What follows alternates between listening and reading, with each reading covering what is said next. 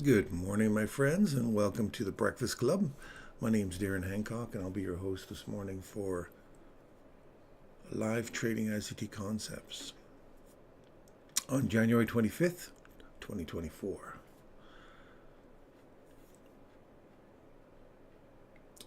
Okay, so I'll make sure that everything is up and running. Copacetic here on the channel.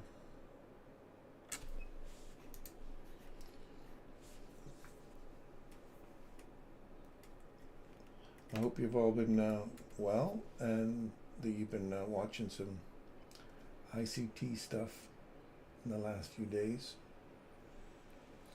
And if you focused on the losses and didn't focus on the lessons he was teaching, you missed a really good opportunity to learn something there. And if you're focusing on that other stuff, a couple of losses, then you're missing the whole purpose of that day. Yeah, it would have been nice to see him hit a couple, but that doesn't alter my thoughts about the guy at all. I did learn something rather interesting, though. He was talking about one of the other ladies who does Tanya trades, and he was good morning, Kirk. Hello. We're at 50% of yesterday's daily wick. Yeah, I saw that.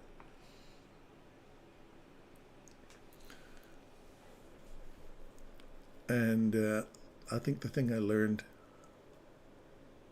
was I took some trades yesterday, but I was taking some with a little deeper stop loss. So I was able to stay in some of the trades that Michael was in yesterday, just because I had some doubts about the stop losses. And we can review those later if you guys want. But he had Tanya trades. I'd done a lot of trades with him and second guessed myself on different directions. And I thought it was kind of interesting that Tanya had experienced a similar thing where she was contrary to what Michael was thinking and took some losses. Now, and Michael had graciously said that he kind of felt bad about the whole thing, that you can see she was visibly frustrated by the fact that she was thinking about a different direction than Michael, and took the losses as well. And I thought that was an interesting lesson, because there's several times my thinking, because I'm on this really, really tiny level, the micro level I was seeing things on the micro level that he was seeing, wasn't seeing on a macro level, which was obvious. He was on a bigger, higher time frame. So trust your gut. You got to trust your gut. Then go back and check with him afterwards to see how well it coincides. Now, it's not saying anybody's better than anybody else. It's just sometimes if you've been doing it for a while, you start to look at, your gut tells you it's going to go in one direction or another. You got to go with what you've been instinctively been doing. Because I haven't been trading with Michael for a lot of years now, so you start to develop your own kind of technique, right? And that is no slight to him whatsoever. And that's not saying I'm a better trader than him because I saw something he didn't see. Sometimes I think the point is what he was saying is that you develop your own style. And that's why he doesn't want you kind of tagging along with every trade that he makes, because you're not in his head. So you start to formulate your own opinion about where you see the markets going. And sometimes it's going to be different than his. And if it is, and you make a loss, and you're able to check your trades against his, then do so. But you really should maintain or drive your own bus. Like you said, there's probably thousands of people dogpiling on every trade he took in the last few days, and have lost some significant money if they put live money on that. So, yeah, thought that was an interesting lesson. And very gracious of him to be able to say, look, I felt bad. I don't want anybody to lose. You know, he's here to get everybody to find their freedom, right?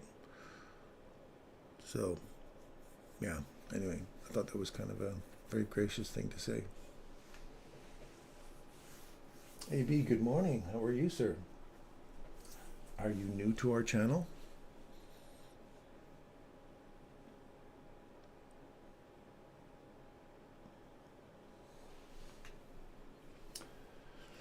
Okay, let's start doing some analysis here. So the 8:30 open, I saw this little pop-up, like Michael talks about. It's one of his things. When you see that first little pop-up and then it runs down, this is the Judas swing. And look at the time. You got 9 or 8:30 right on the open. With the pop-up, that gives you the direction where it wants to go. You run down, false, run below the lows, takes out the lows, and we start this ascent here. And I took some trades in here. I'll kind of show you some of these trades I took here. They're just small little nibbles. So I took this trade right here as we got back to this order block. And I got out just about right at that. As soon as I saw it break through here, I realized when the body broke this high, I was on the wrong side of it, right? So what I did is I got out as soon as the body closed above. It's like as soon as it closes back into this fair value gap here, I'm getting out because I'm on the wrong side of this. That's the tip your hat in the direction, like Michael was describing yesterday as well. When the body closes above here, then you've got this indication that you're probably going to go higher, or at least for these highs. So as soon as it did, I saw it pop up. I thought, well, and then it closed, wick down, and that's where I got out right at that, tried to get it right at the opening or the high here, just to kind of mitigate a little bit of my loss that I was taking on a short here, because I saw the body drop below here, and I thought, oh, good, I can get short on this here.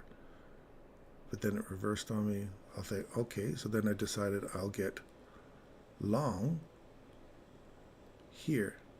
So right at that small little imbalance right there, I thought I'll get long there instead, and then get long again there. I added another one on here.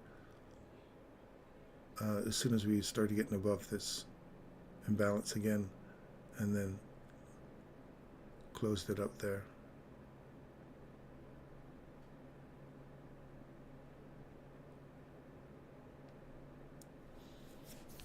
So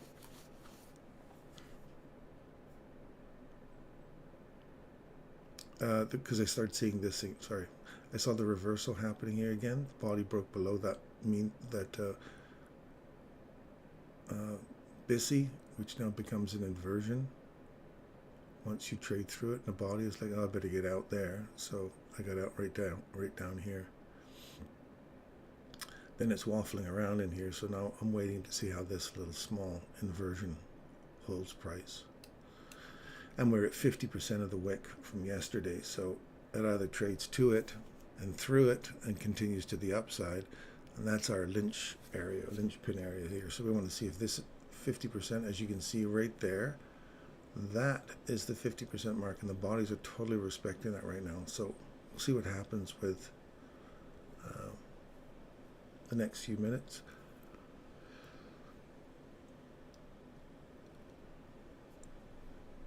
But I would like to see some clear indication, like a breakout to the upside with a fair value gap forming after we get out of here. So we want to see one of this consolidation they're booking on both sides of this right now. So you got shorters, people that are going long and people are going short. So we're going to wait and see what the open gives us.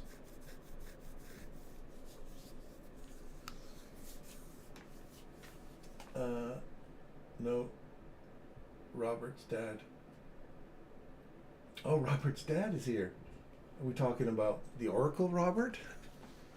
We call him the Oracle. Your son, we call him the Oracle. Sometimes he sees some awesome trades. So you got a very smart son there. You should be proud of him. Were your ears ringing yesterday? I was thinking of you for the Silver Bullet ES. If you go back and see, you'll see why on ES. Let's have a look for yesterday.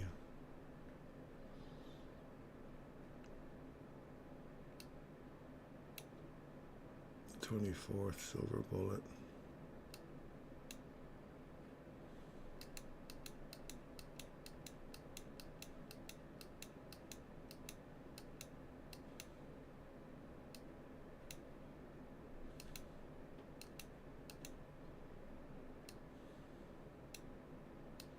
Oh my goodness, look at that. Look at that. Yes, you're right. So don't take the first one, take the second one, or take the one after the first few minutes. That's usually the wick of the hour. So yeah, good call, Robert. AB, look at that. Good call, buddy. So that's a perfect. Skip the first one, go to the second one. Oh yeah. Beautiful trade.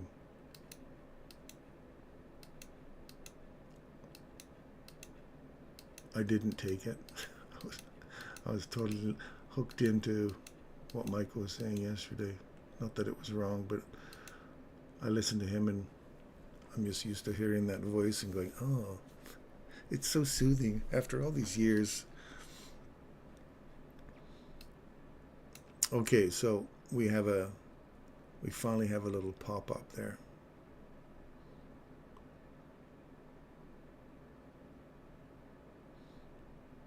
And we're breaking above the, oh sorry, I was on a different, I was thinking, wait, we finally broke up on that, above the 50%.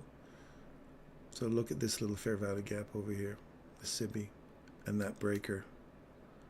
Does that breaker hold price on your ES? So if you see something like that today, by all means, shout it out to us, and we'll all have a look at it. Yeah, we're above yesterday's 50% for sure.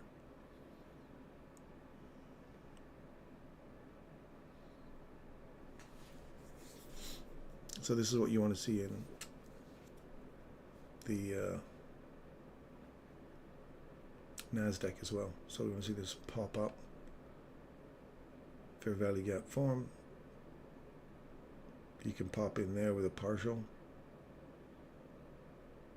I'm going to wait to see what happens at 10 o'clock. This may be just a continuation to the upside to take out the high at 10. So that's a partial, partial, partial. Stop loss down here. And it is 14.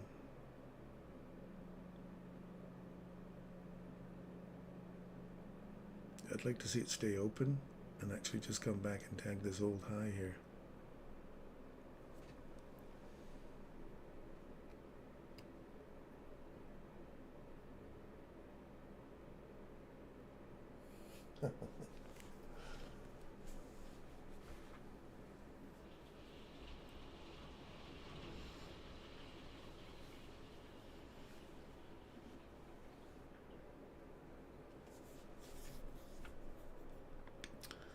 So we've dipped into that fair value gap. We were just calling for the same thing to happen on the NASDAQ. So this is what we're like to see here. So layered buying if you're in here with your highest leverage. So this is what my theory is, that if you're putting leverage on, you put your lowest. I know Michael likes to put his heaviest leverage on first and then lighter and lighter as you go.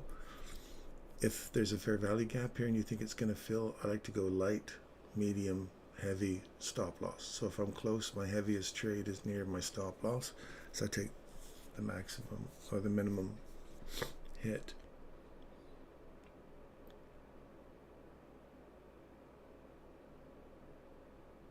So now you want to see this is just start really pushing up now.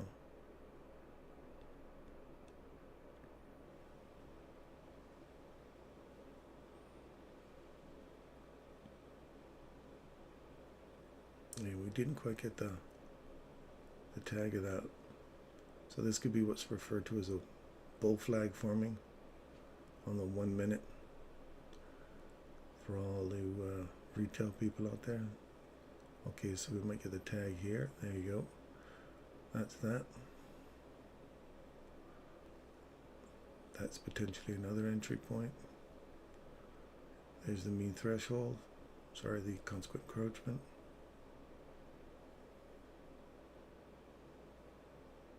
Layer 2. Get back to the breaker now. And I go along. I'm just going to put 1 in there.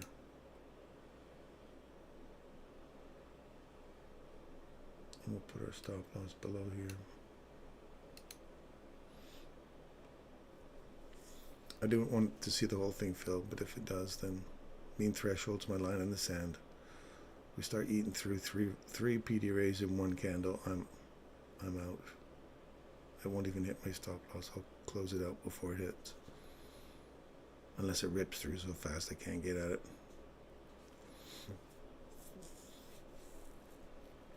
Now if you could take partial, so take partial above this high here. There. We've just returned to the breaker, so I want to see a reaction off of that now.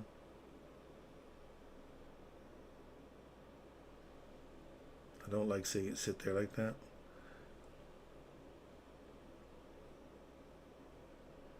There's 2, or we're going to get a full fill.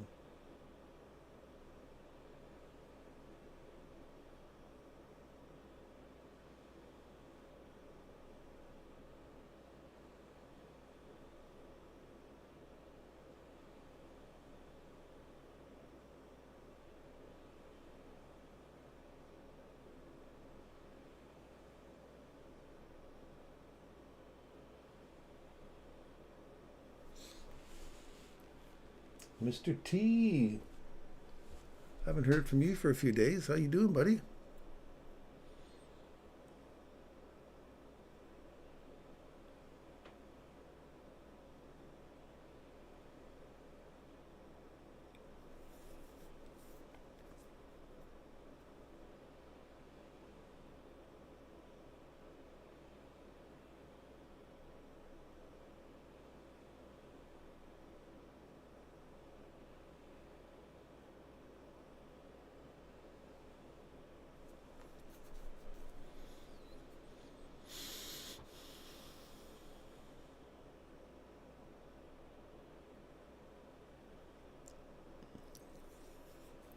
So this is the 12, 9, 10 hourly wick, short little stubby wick, 12 minutes, return to, that's like the silver bullet of the 9 o'clock hour.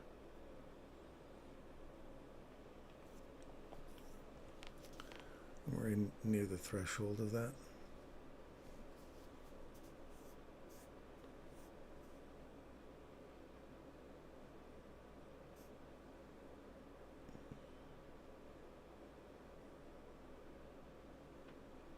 You gotta watch this order block here. We want to lose it. I don't want to see it run back, and now your stop loss for me would come right up close to here. Visually, my stop loss is going to go there. So you see how it's hit the top of this order block here now. Let me make this a little bigger. I don't know why people have to stretch their eyes out here. We have the technology. So see how it's come back to that order block? Hit it nicely. Now we're between these two. I don't want to see the midpoint of this give up, which is where this imbalance is sitting, right there. I still want to see this stay open. Midpoint right there. Now I want to see it kick off and get out of here. Because this would be the inversion. Now I don't want to see a body get below that there. So I want to see it now start to drive up above this high here so we can get out of this, and then this becomes an inversion. Yeah, I don't want to see that.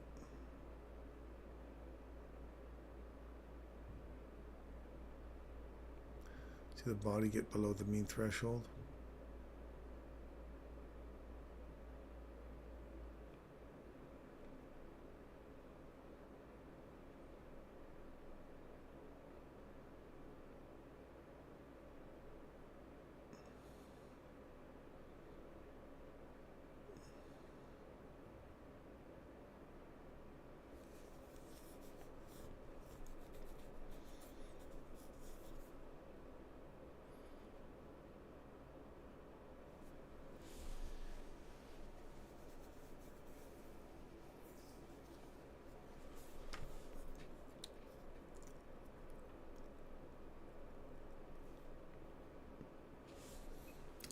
And see, not at the ninth, in the next 7 minutes or so,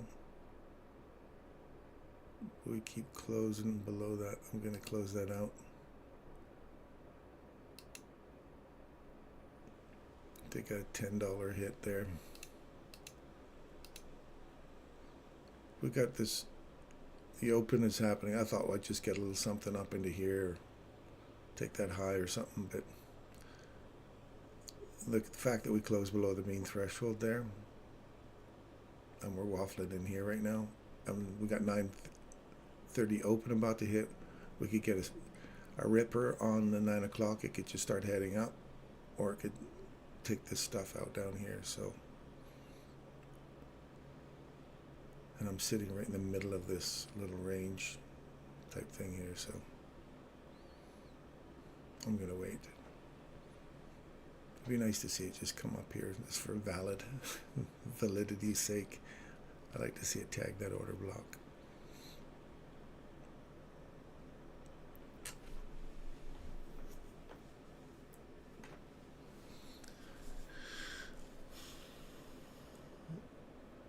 How did you guys enjoy the presentation Michael put on the last couple of days? What did you all learn from it?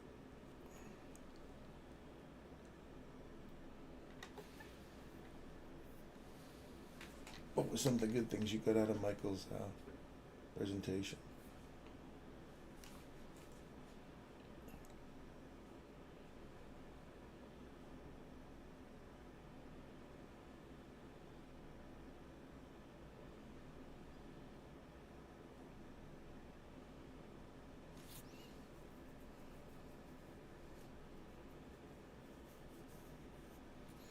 There you go. That just validated my, I'm happy with that. I know it's a small thing, but it was like the 9 o'clock silver bullet in here. Now it's going to take the highs out. It's funny, you get a rule like the mean threshold gets taken, move to the sidelines on a body close. So there's the mean threshold.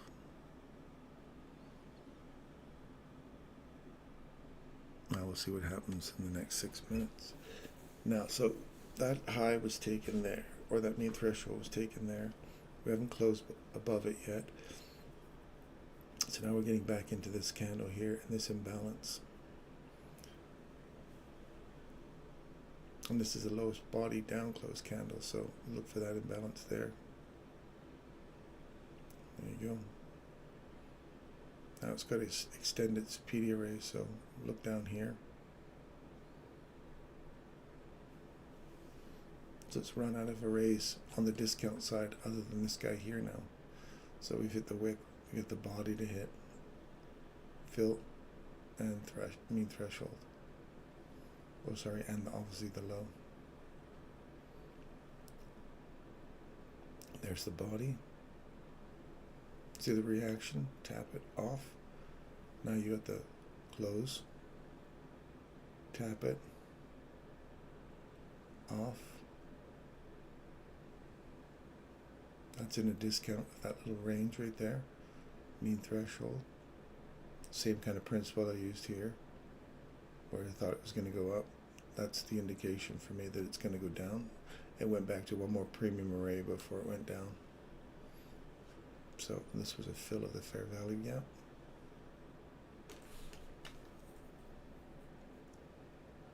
First day, I think he did that on purpose so people don't trust his trades. Yeah, somebody else said that yesterday too. I don't believe he's out to look bad, like clown around like that when he wants to kind of. I'd be really shocked if that's his kind of behavior, that he's just clowning around like that in front of 16,000 people. I'd like to think that he had a little moral code there, and he's not just out to be malicious and mean to 16,000 people, especially when there's people that really believe in him. And if you want to focus on the trolls and you just want to trash the trolls out of 16,000 people, I don't think you had 16,000 trolls there, so you weren't going to bash them all. So I'd hate to think that he would have gone in with the intent of trying to deliberately screw people up or throw them off his scent. It's like, look, he's been trying to bring people onto his free stuff and show that he knows what he's doing. So if he shows in front of 16,000 people, it's bragging rights as far as I'm concerned. It's more ego-driven, power-tripping than power-tripping on the negative side. I know he does a lot of swearing in that sometimes, but I can't imagine the guy deliberately going out just to screw with 16,000 people, knowing, like he did, that a lot of people are going to follow his trades live anyway, and they're going to put a lot of their own live money in there. So to maliciously go in there after teaching his idea of teaching and wanting to share this with the world, to go in there and say, haha, now I got you all and I screwed you out of thousands of dollars, knowing full well there's a sense of a moral compass there. So I'm sorry, but I disagree.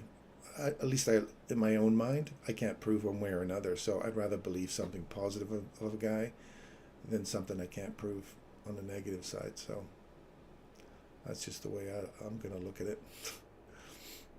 Not that you're wrong thinking the way you think. I'm not telling you are. I'd like to find the good things in people, and I'd like to think that he's doing something good for himself and good for us.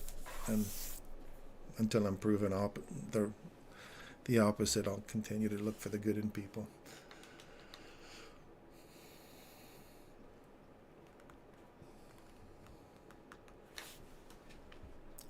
Mean threshold.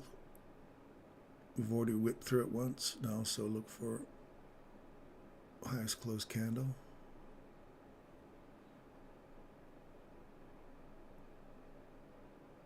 So, like I'd mentioned earlier, if you're layering in your buys, 1, 2, 3, you got all your buys on, and you're just now in full profit on all of them.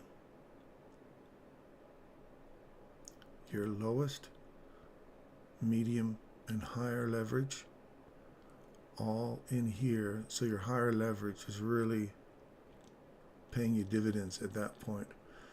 So if you're going for your PD array, which is above, or here, so remember you got multiple PD arrays to reach for in the premium area of that little range. So you would just say, I'm going to take this from here to here, just to the top of the fair value gap. So that will offset that. This will offset that when you finally get there, and this will be in profit. By the time you get back there, that'll be back to zero. So you made all your money on that inside the fair value gap. I don't know what you guys think of that logic, but anyway. I developed a bot in an MT5 platform that does exactly that. It layers in leverage. See that?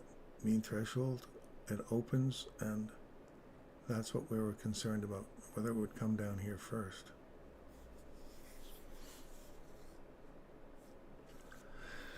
And it did. And this is a regular trading hours gap. Do you think it wants to come back and fill it in right off that mean threshold there?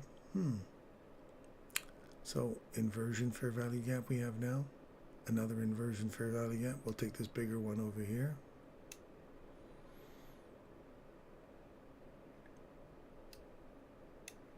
So that's an opportunity. I know it was a small one, but from here, you come back and you fill it right up to your midpoint here, then you've got, you've just ran a really micro trade, and you would have got 3 handles. Not a lot, so you have to ask yourself, are you going to trade 3 handles?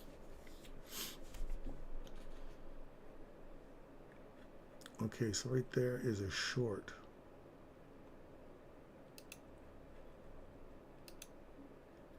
Sorry, I like that. I wanted to get there off that inversion. Now I want to see this stay open. Stop loss will go up here.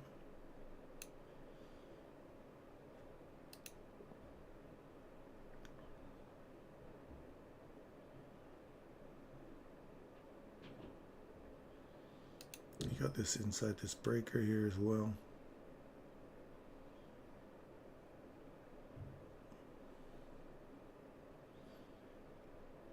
I want to see this breaker hold price.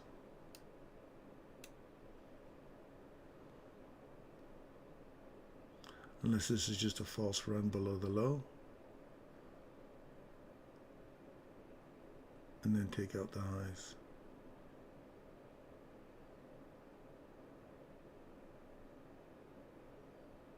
I'm drawn into the gap as a potential sell side, around at least to the 50% of that. Like Mike was saying yesterday, if you take the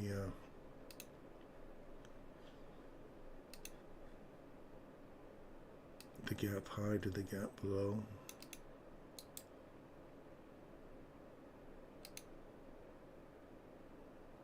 I'd like to see that get to 50%.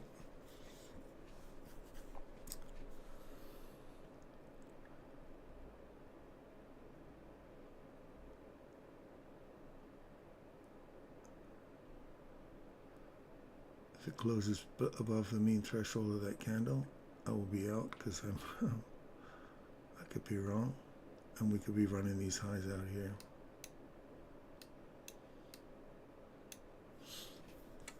I've decided to do more trading. I don't care if I'm wrong. I'm trading a theory that I think is logical. If it's wrong and I get on the opposite side, that's okay. I'll get on the right side.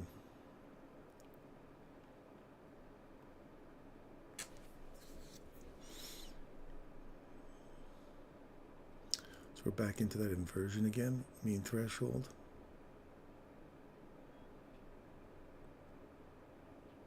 We have a fair value gap there. No, I don't want to see a body yet above here. We're into the mean threshold of that. Oops.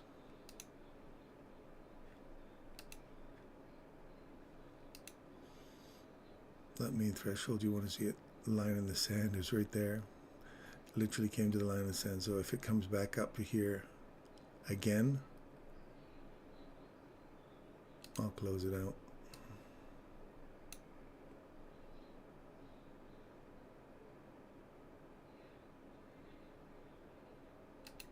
I'm out.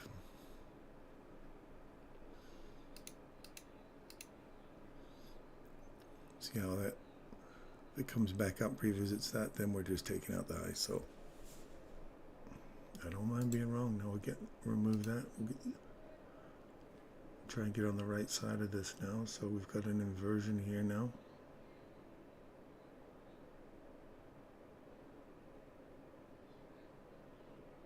Highs are taken, lows are taken. Which way are we going to go? So if they're just coming back to take those out and then drive down into there, that's fine too. And we're above the 50% of yesterday's high, so my guess is we're going to continue higher.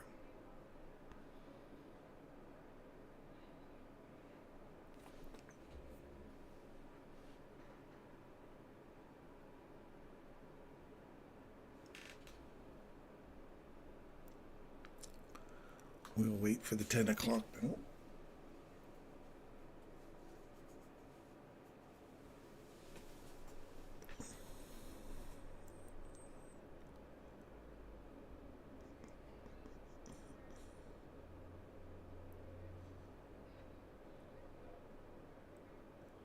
the 1 hour.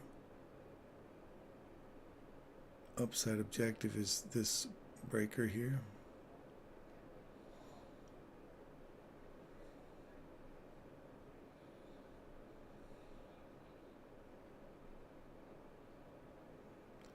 Too close above it.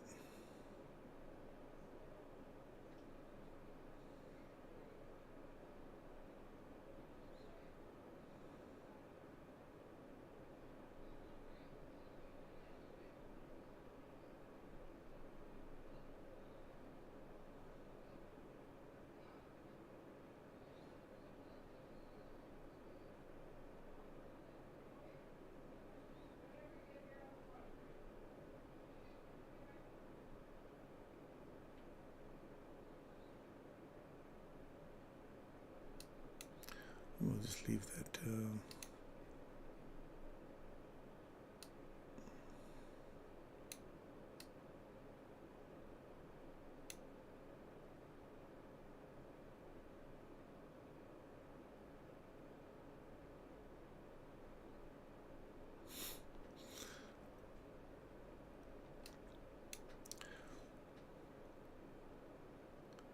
Inversion. So we've come down inside this one. Bodies are respecting it. You're pretty much just inside this guy now.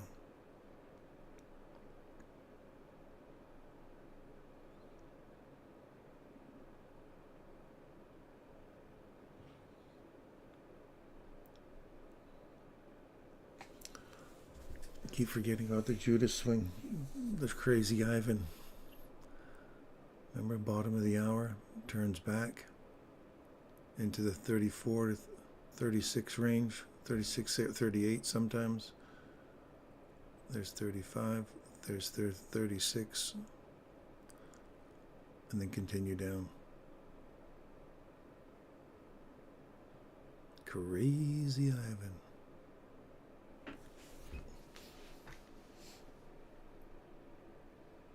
Lambo, good morning, buddy. How are you?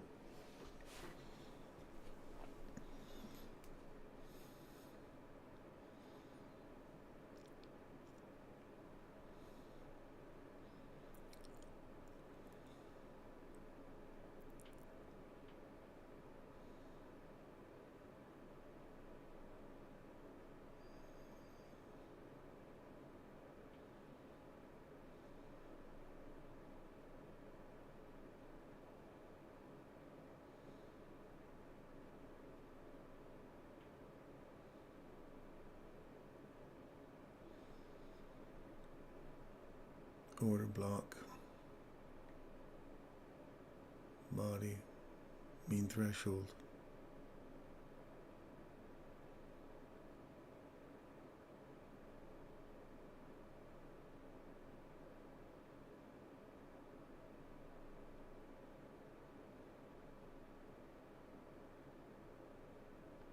Rejection.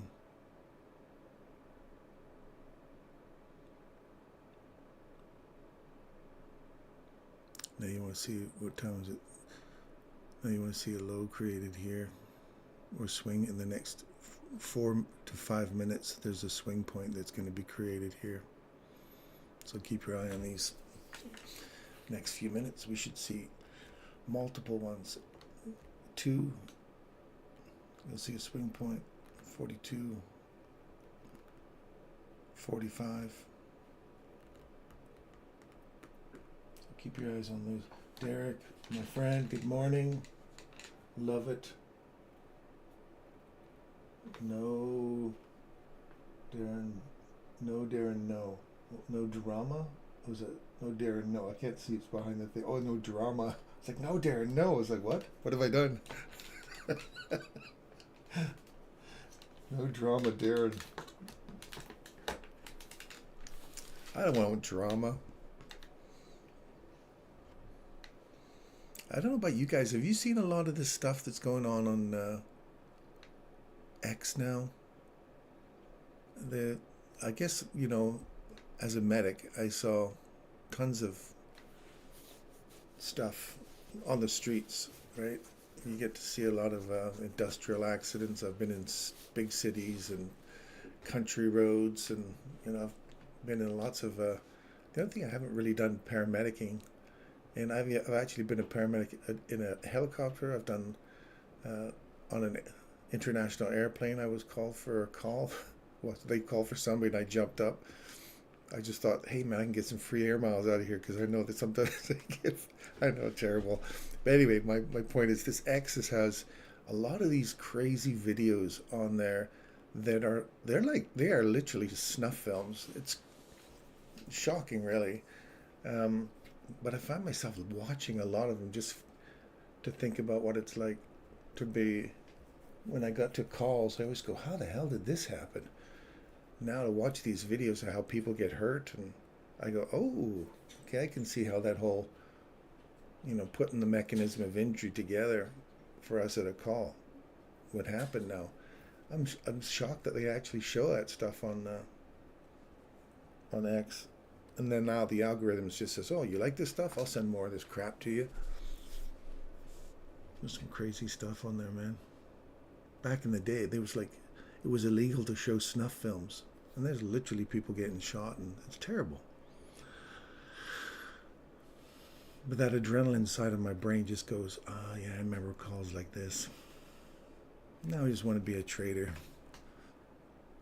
Just a Joe trader. There's 42 right now. We want to see a little swing form in here, and then the 45 as well. So this candle should be at the low, and another candle should be a higher low.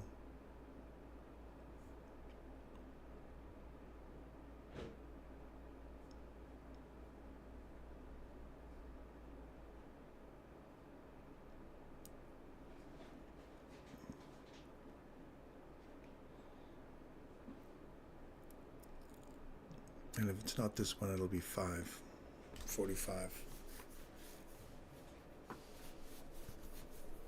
NQ is calling, unlike Michael. So there's your 43. So go to 45 now that we've taken out a low. Makes sense. I wanted the 50% of this. It wasn't until I got into this and I went, they could come all the way back up there and take those highs. Yeah, that's what they did. To continue down to my original thought of looking at for the 50% area.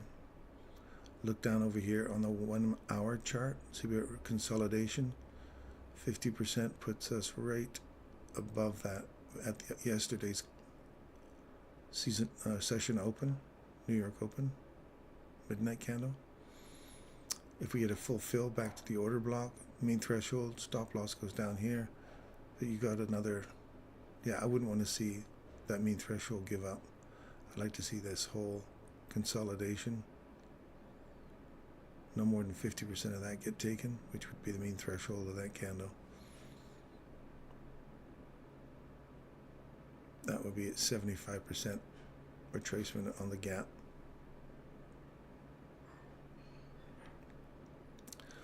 So, and if you did have a full fill, that would take us all the way down to this old low here.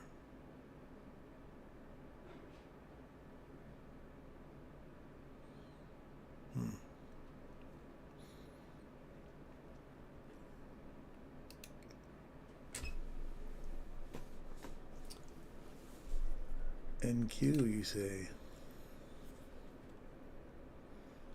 Let me get all my trades off here.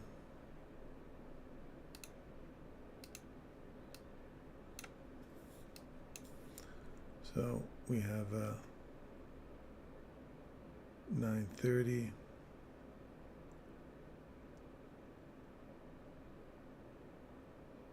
Reversal, come back into breaker, low, mean threshold. You don't hit the mean threshold, but we do get up into consequent encroachment of this SIBI and back to the breaker. So now there's two ways you can look at a breaker. This breaker that breaks these this one here, And we have this breaker that breaks that high. They're overlapping, whatever way you want to call them. This would be a breaker, runs above this old high. This would be a breaker running above these highs. So I look at that and I go, which breaker is in the premium of this big range we just created? So pull your fib tool from high to low. Oh, I got that Barry White voice going on right now in the morning. There you go, 75%. Optimum trade entry for a short. Stop loss would go up here.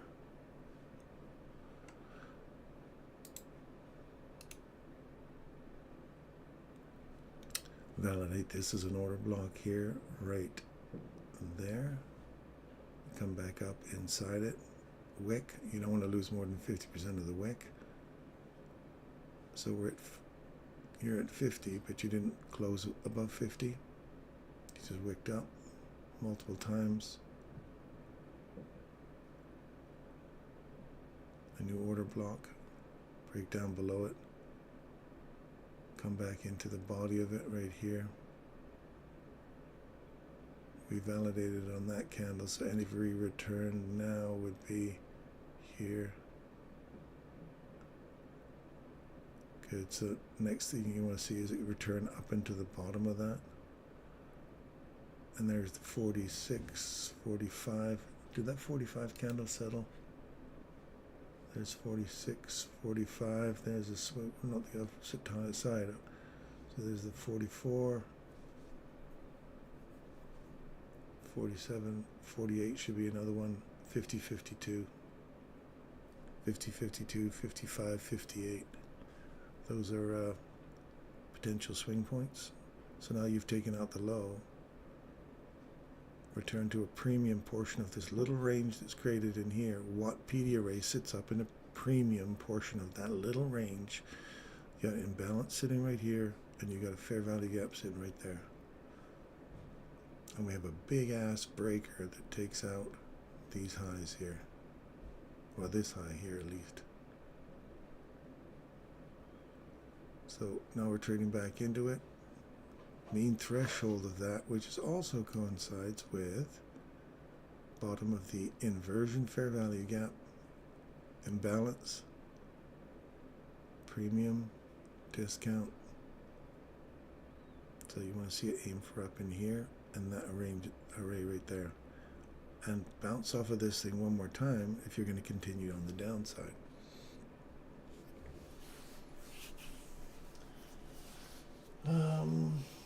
We are into a 15-minute fair value gap in NQ. Yes, we are going through it or bouncing off of it. That is the question, the 15-minute. Well, let's start switching these up to 1 hour. 15. Ah, yes. So do we return to 50% of the fair value gap? Now that we've broken into it, this one popped into it. So it only makes sense to me that either we're going to drive straight through this here now, and that was the low, or we're going to come down into the mean threshold of that candle, which is close to 50% of the regular trading hours gap. And if we lose that, just look for a return to the consolidation on the 15-minute. That's our range looking at right now.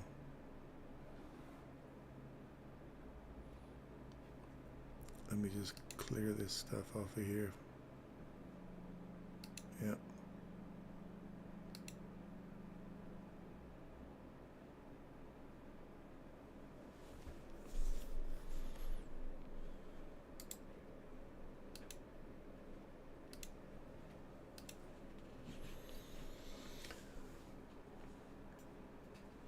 My wife's about to go to school. I'll be right back. I'm going to see her off to school.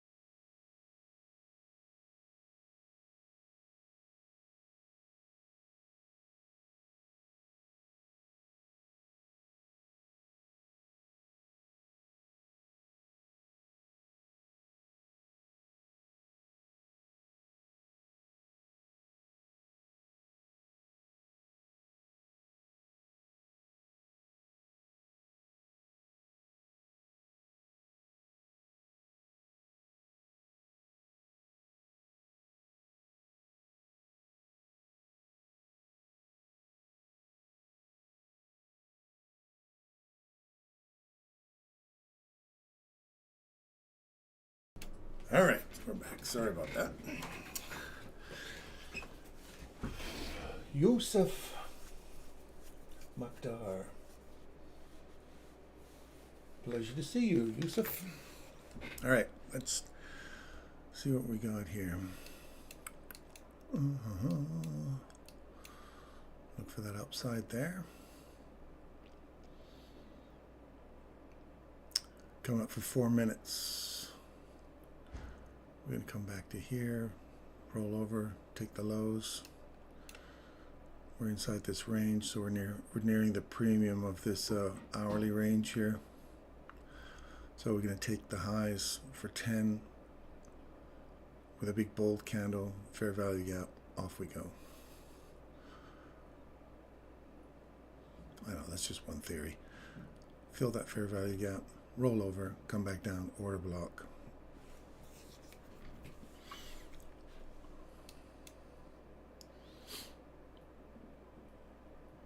We're inside, we just broke out of that 15-minute one right there. So let's look at the 15-minute fair value gap here. I'm going to take this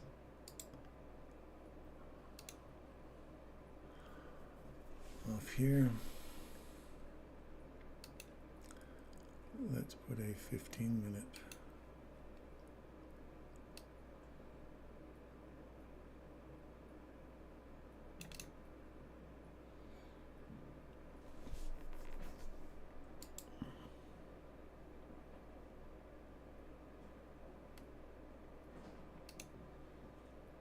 It's a 15-minute fair value gap there.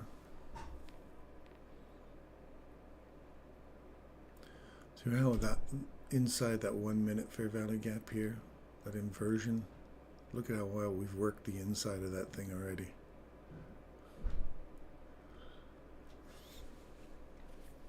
When you say when they say, Michael says you would cut through candles, well, look at that. Look at all the candles you have to cut through to find out where all that's happening, right off that inversion there.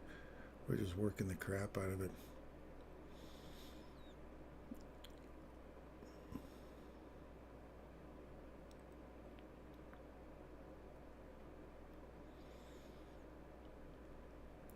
And you can just see these as this whole candle here is that array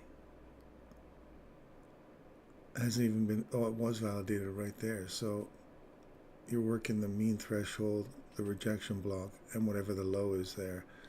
So you're constantly, because you're inside that one, you're literally trading those only those three. None of these candles mean anything in terms of their mean thresholds or anything like that. We're just looking at that big candle there. So you're practically working inside premium and discount array inside that candle. So everything you need is in here and the bottom. So you just keep referencing that candle inside this one. So you come back into it right there. You come back to it again, one more time here. It's like 1, 2, 3, 4, 5 times you've come back into that thing for 5 minutes. Then we want to start going, we're bouncing off the mean threshold there. See that? Ding, ding, ding, ding, ding, off here. So you're bouncing back and forth between those arrays. Then all of a sudden it has to extend. Rejection block. You hit the rejection block. Came up one more time. Hit the low. And now we broke the low. Create a fair value or consolidation. Pop up above. Come back down inside the small price imbalance here. Back to the order block. Now we've got an order block here, and we've got this guy up here still. We've worked the snot out of this and this mean threshold. So now I don't know why I'm saying snot, but we've worked the heck out of that one. And now we want to try and extend. We're at the rejection block now. Now you're getting up into the wick, and we're back into the range again, the small little range. Again, you have to look at this even on a grand scale, whether it's hour, monthly candles, whatever. Same kind of thing. You'll find the logic in there. If you look at the candles, they're not just randomly just going to odd places. They are truly running the algo still, even at this 1 minute level. If you pull down a 1 second chart, this might make sense. And our buddy Huddleston puts it on a tick value. And you see these consolidations start to smooth out, and you start to see the algorithm a little more clearer if you assign a tick value to each candle for the candles. So you say, I want to assign 4,000 ticks per candle. So these things become nice and large, and the ranges start to become big and obvious and clear as to what it is they're seeking. Anyway, so again, see how we said we're back into the range again. We broke below that low. We come back up into it. We tag the body, open on the body, come back to the wick or the mean threshold. Now we're dropping down into the fair value gap, discount array. We want to start getting into the discount side of it, so let's make it look like it's a bigger range. There we go. That'll make you feel a little better.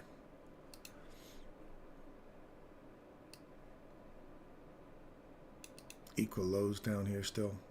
There's 50%. Getting into the discount portion of it now, so let's pull the retracement. 62%. Is this all making sense to you guys? You can see how these little mini ranges, as they were, are still trading premium and discount. What is it sitting in a discount array that would support the price? Well, you got this little imbalance down here still at the 70% level. We have an order block here. We have an order block body, the lowest down close candle, which is right here. These two are pretty much inside this one. We have an imbalance over here. I know Michael says when he gets a body go through them, he disregards them now, but I still think that they play an important role even though a body's gone through it. Now I may have misunderstood or misquoted him. If I have, by all means, put in the comment section what your thoughts are, but the body's gone through it. We've come back, tagged it twice there. So this now becomes important, and this still becomes important for me. Till we get a bunch of bodies and I don't have a set number. I like to look at that as a potential draw. Mean threshold again. You want to get below this candle here now for it to become an order block. There we go. Now we're right into that area again. And we're right back into that area again. See that? And we tapped it and reacted off of it. So 70%. Back into the candle. Nice good discount dig here. 75. Look at the mean threshold now.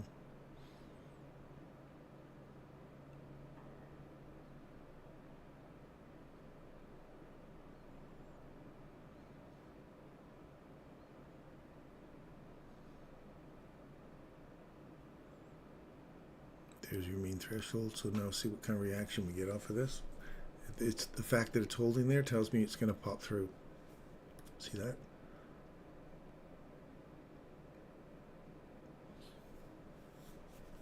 Around 79%. OTA. Now you got to come back into some. Look at if this is creating a smaller range now. Look for the premium discount. Well, we've already run below here, so we have the potential just to run to here. Again, imbalance. Push a little higher, get up into the body. We have an imbalance up here as well because we're still inside this little range. There we go. There's the imbalance. So you got to get into a premium portion. So if it wants to continue down, we want to hit a premium portion so we can offset below these lows here, these equal lows.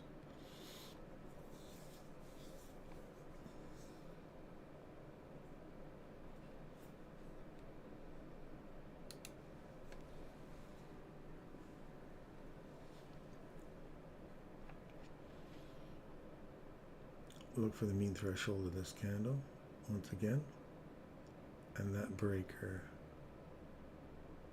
right there.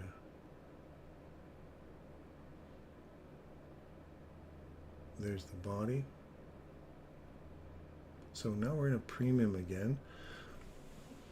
Do we push through the mean threshold here? Are we starting to work this? So was this retracement back into a nice good discount what we needed to now run these highs a little higher. So we dug back into that 15-minute fair value gap one more time. And look at the wick here. We're less than 50% of that wick. Just under the 50% of the wick. So now the question is, we've now got this order block.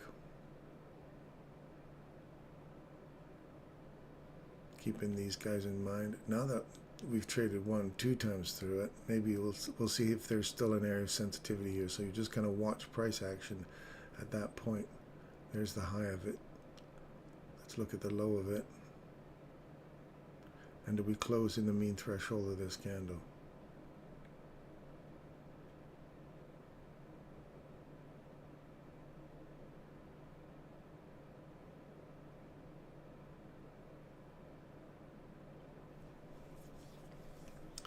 And we're sitting at a 7, 6. So the next, there's the low of it. Now, does that provide a level of precision for you or not? Like, look at that, right on that imbalance. One more time, come down. We've worked it once, twice, 3 times, 4 times, 5, 6, 7. Is it logical? Some people say, well, where in here would it head for? Well, look right over here. That's the area where we're keeping under observation while that candle was forming, and it still provided a level of support.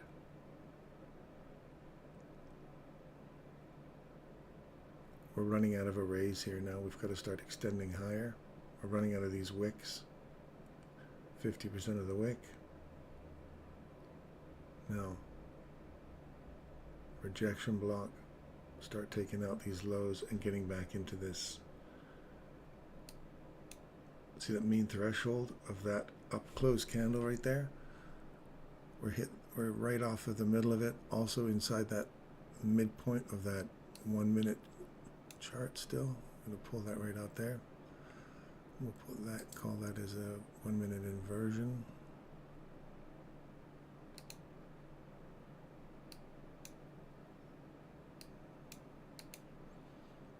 Mean threshold, that's the mean threshold of that down close or up close candle. We got below it, so it now becomes a valid area. Now we need to see this mean threshold hold to continue down, or as we break through it, we want to see this get on top of that inversion fair value gap now, on top of the regular trading hours gap, open, and get some support on that to continue to the upside. And again, heading for that breaker on the hourly. This is 9. This would be the silver bullet right here. We come back into here, I'm going to go long on that.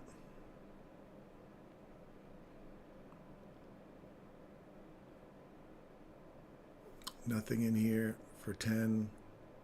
Nothing, no silver bullets going on here. You might say something like 10.05. That might have been something, but no. Inside this consolidation, I'm not a big fan of it. When you start to see a breakout like this, I like this one. So right there is going to be the, we're going to buy right there. We're going to buy 1, and then we're going to buy, I'm going to try and do all of these, all 3 for you guys. 2, buy, oh, you can't do, I can't do limit orders all the way in here, all the way down there, or what? Well, maybe I can. Yes, I can. And then we'll do one more down here at the close of that guy.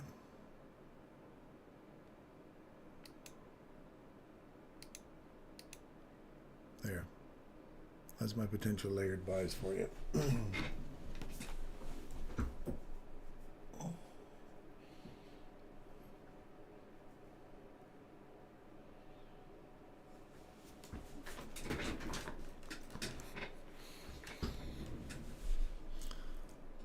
And the stops will all go down to here.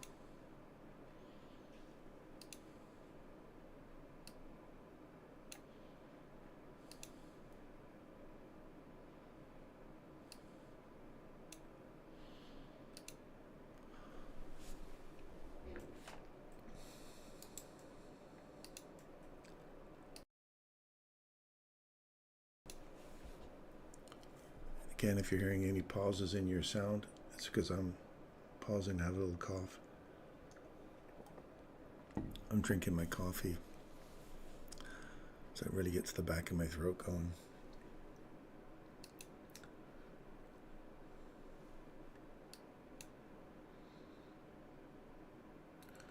Wow, even on an MT5 you won't see. That's very interesting.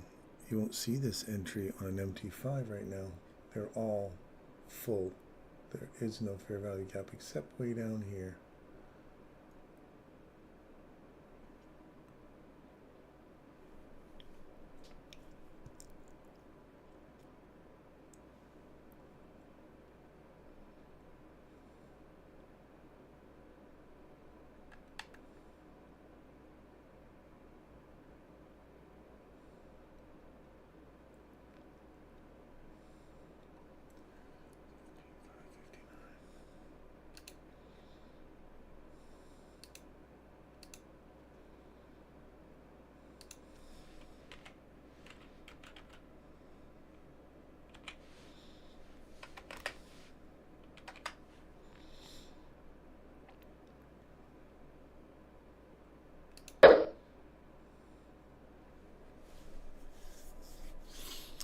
Okay. I have another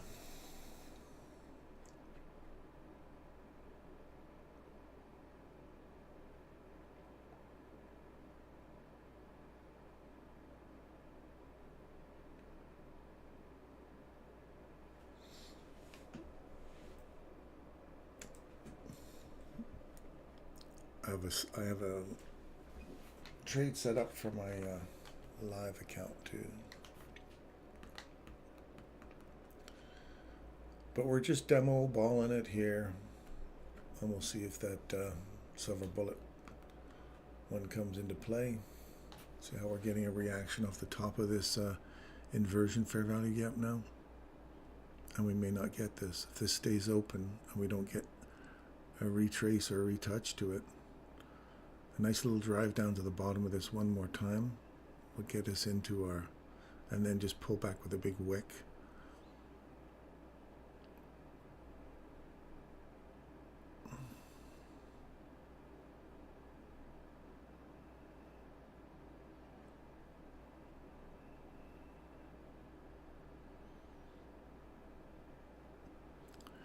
We have to wait another 6 minutes or so.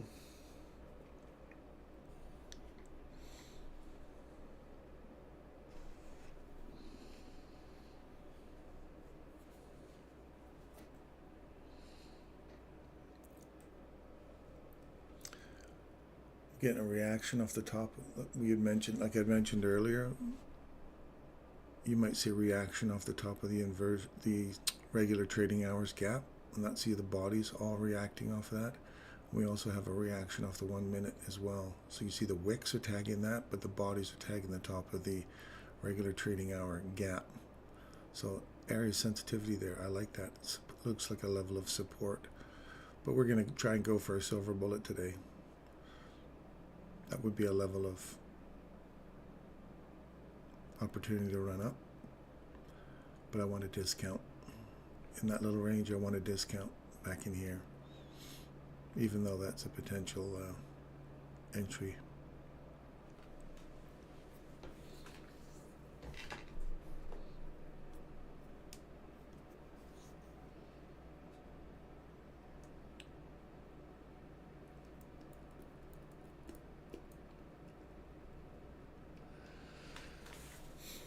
So I will be coming to you guys from Hawaii in March.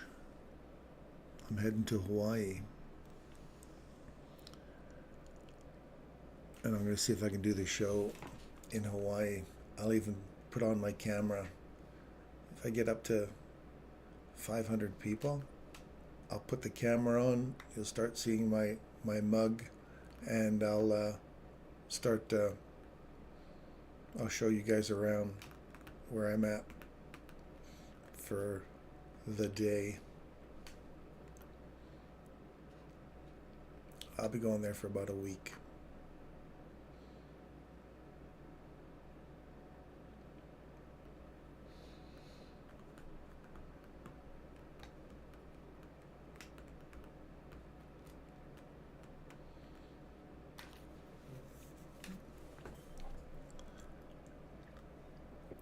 Then I want to go to Bali. I'll do the show from Bali. I want to do some scuba diving.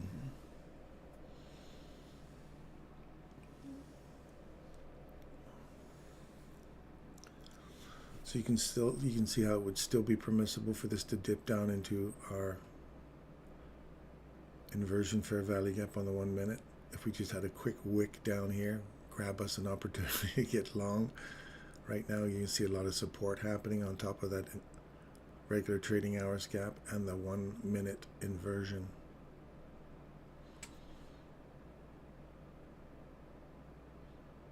We've now validated this order block on the 15 minute.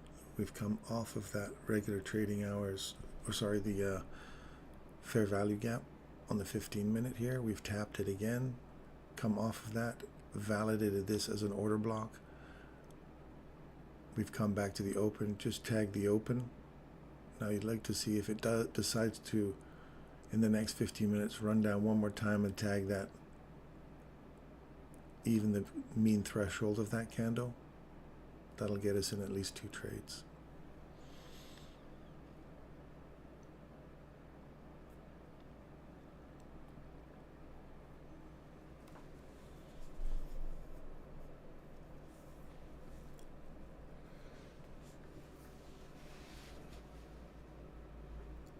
Off grid, how's it going, man?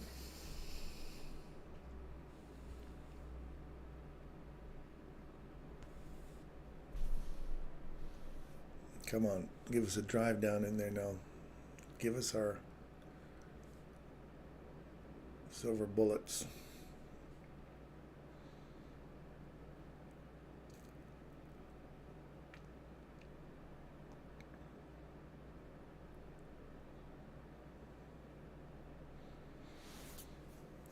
Now you'll hear me say if you see several fair value gaps in a row, ignore the first one, go for the second one.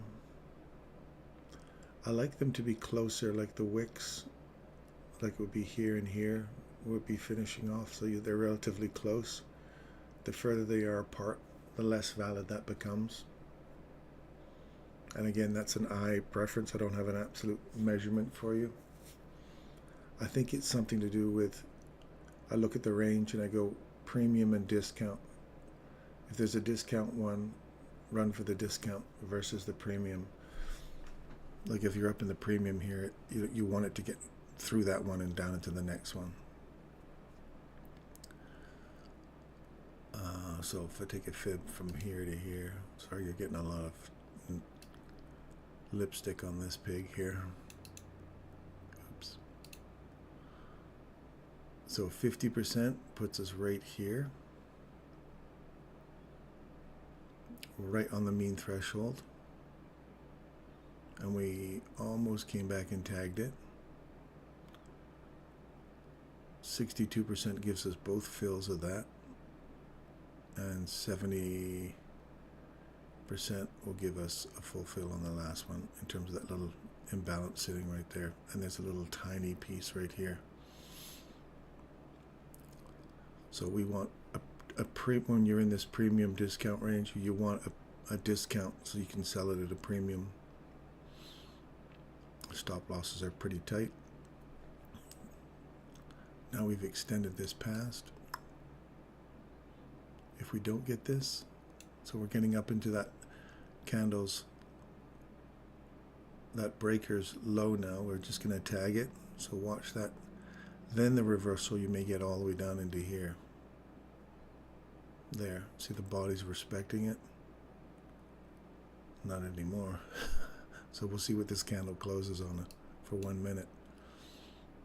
The wick, you can wick up in there, that's fine. See what the body ends up closing at.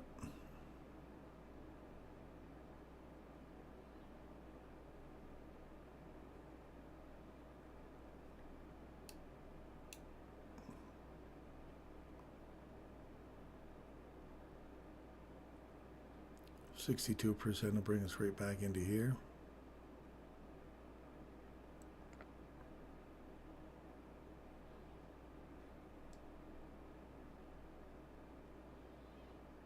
That would be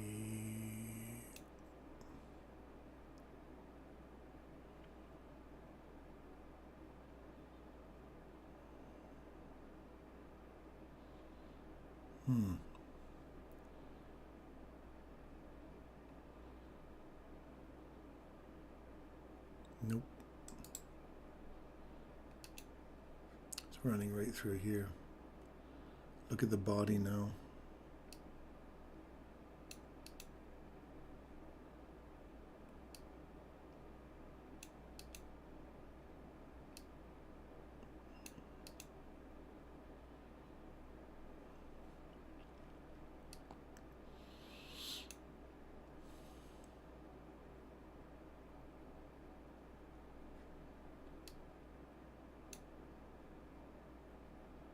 So we'll see this 1 hour fair value gap over here.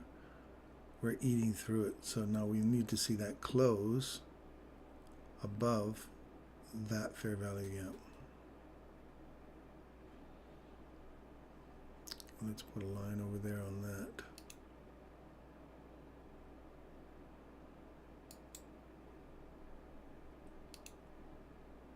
Wow, let's just draw it over.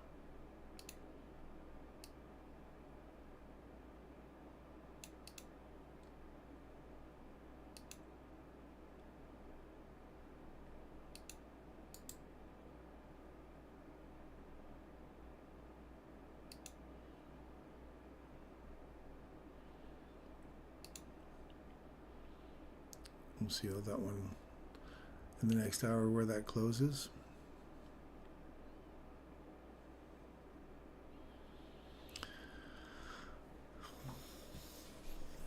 Well, that's a really nice discount now. If it comes all the way back into here.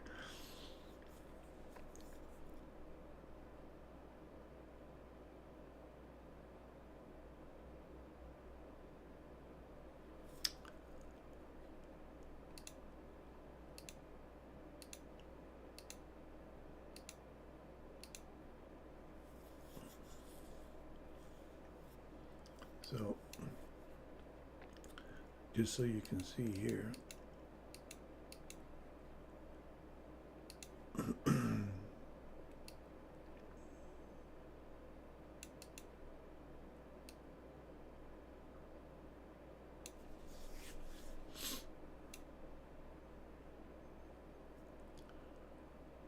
this was, I'm trying to get this on this open here, so this open is open is 40. Oh, this is E-mini S&P. I thought we were on NASDAQ. Jeepers. Okay, E-mini S&P, you're looking for the open 49.28. 49.28. Is it 49.28.5? What is it? 49.28.5. So that's literally where that price leg should finish. Okay, that's the price leg projection for that. Let's get back to NASDAQ. I thought I was on NASDAQ for a while now. Okay, that's because I took the markers off the side here, and I'm not looking up there. Where's our 10 o'clock? Did I miss a nice good 10 o'clock silver bullet? 10 o'clock takes out a low. Break a high, We don't get back to the high. No silver bullet. There's a silver bullet right there. You would have been really into it, and you'd be long. There's another one here. Ugh, I thought I was in NASDAQ. All right, I hope the rest of you got one there. There was a silver bullet right here, and if you didn't take that one, there was this one here. There's a break in structure. Return to, but you don't get the high on the structure. We have a body candle, get above that, and we don't return to it here. So there's the next high. We get a body break above it, and it's got a fair value. Yep. That would be the silver bullet right there at 10, 10, 10, 12. Comes back into it, 10, 11. 12 sets the low. 18. Crap. All right. I'm just going to close.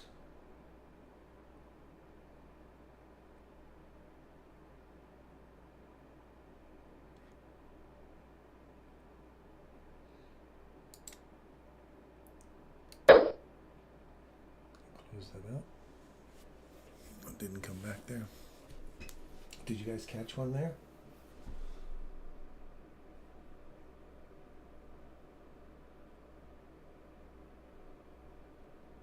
Slalu.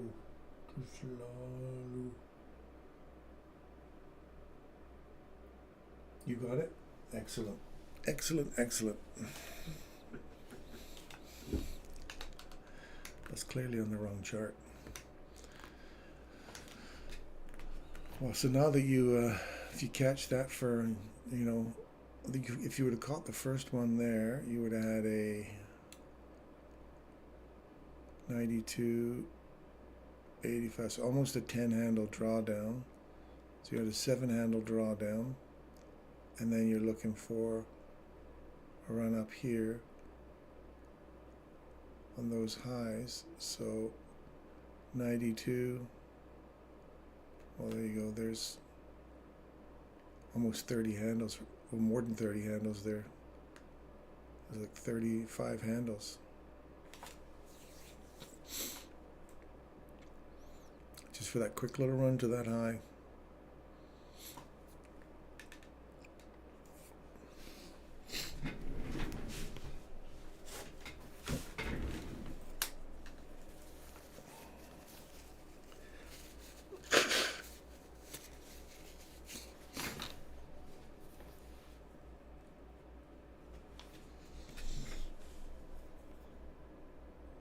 This one here is another entry. Look at that inversion. We've created an inversion fair value gap here now. I'm going to stick on the NASDAQ. I like the NASDAQ. This is our 1 minute inversion. From there to there. See how the bodies came down, tagged it. Body goes through it, come back, tag it. Or body goes through it, tag it, come back, hit it one more time.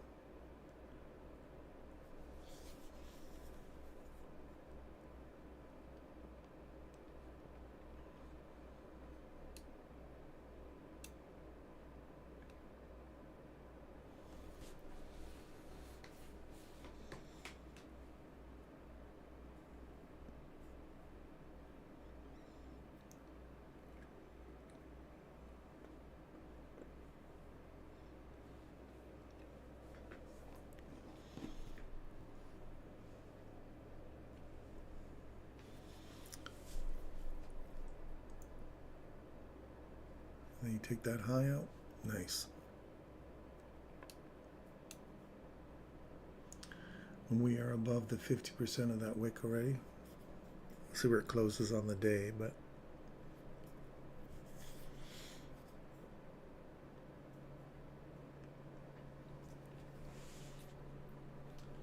Kirk, hindsight is bliss, but real time is humbling. Stick to NQ, please. Yeah, I think I will.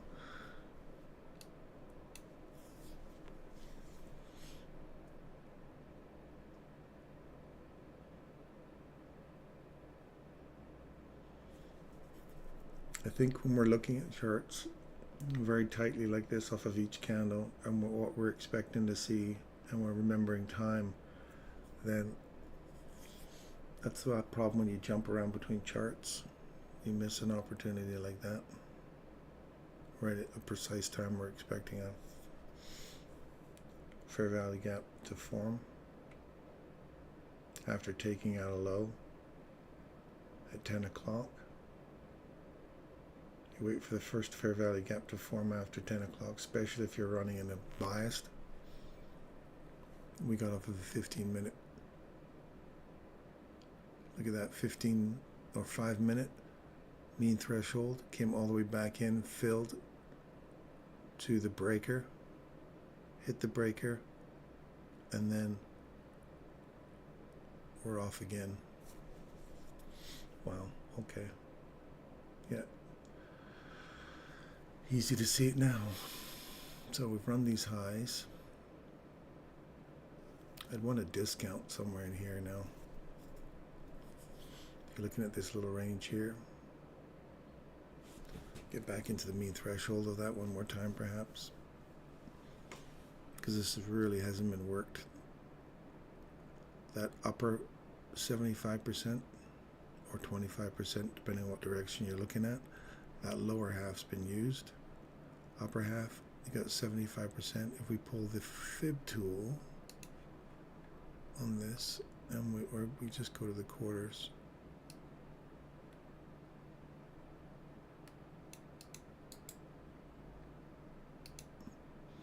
See that 75% and up? Sorry. Hasn't been worked much at all. But the 50% and below, it's been grilled. So I'm kind of looking in here now. Look at that range.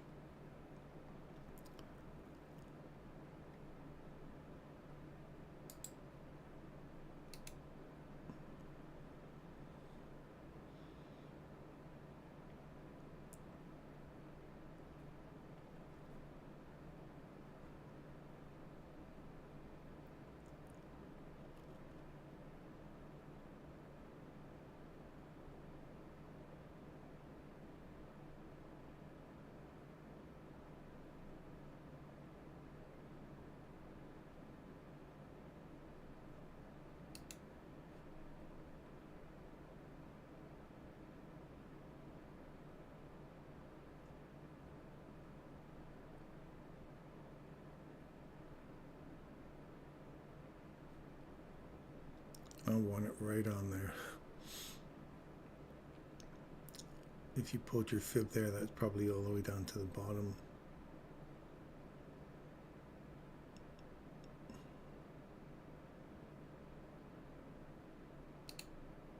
Crap.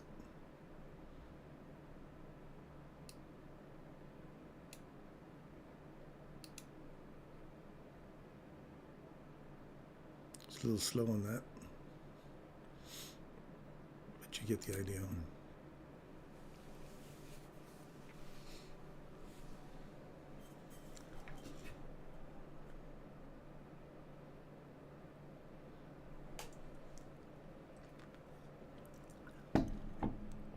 Now look at that array there and say what's sitting there is that breaker. And this is how many handles. We're just going to go for 10. Let's look at 10 handle run.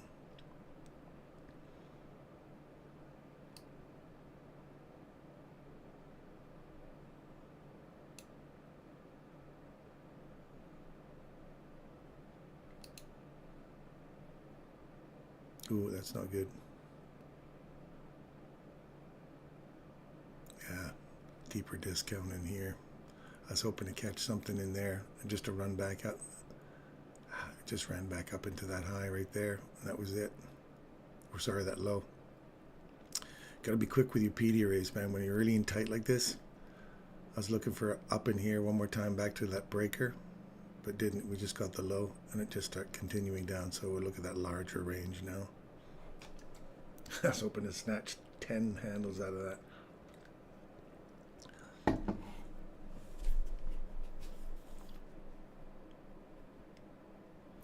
Really, there's not the heck down, a lot down here, is there?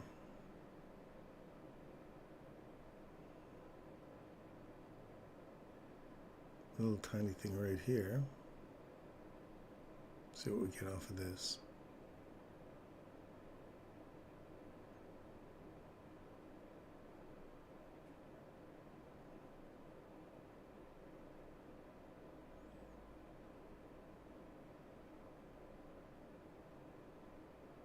Now, if it's important, you'll get a big reaction back off of it quickly, and we'll close above.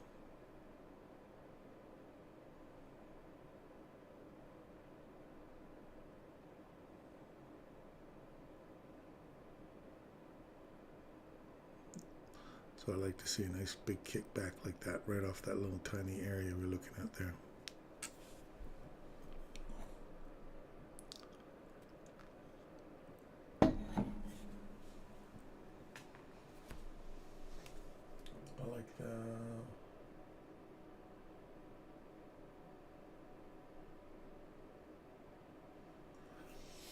I like that 17,680 because that closes the busy and it's at a discount 10 a.m.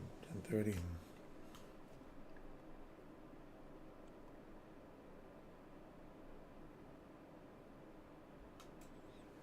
You like 17,680.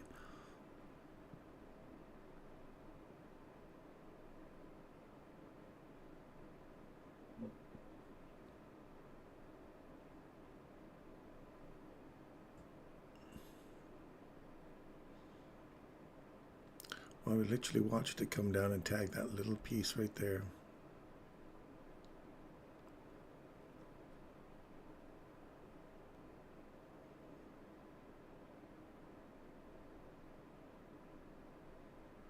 So now we're on the other side of this inversion.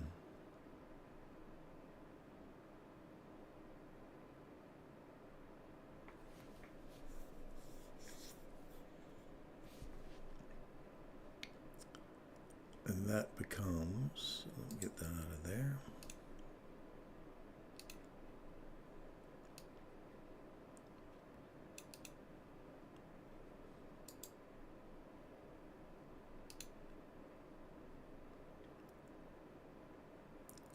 Almost 70%.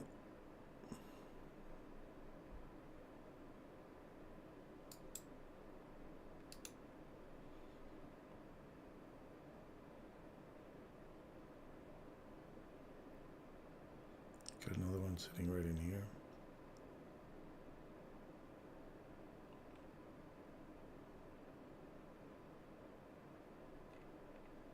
This one's been worked quite a lot.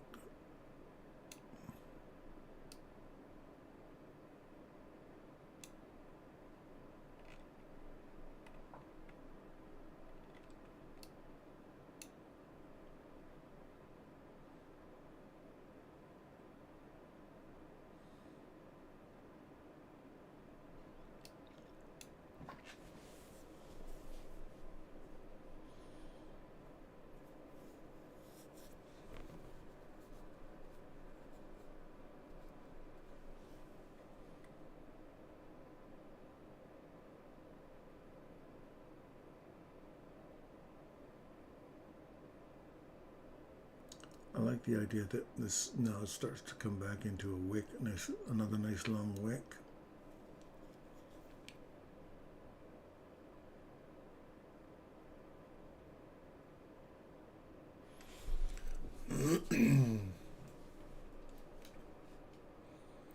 So you're kind of looking for something that supports a downside run. We have breaks in structure here now. We get below here.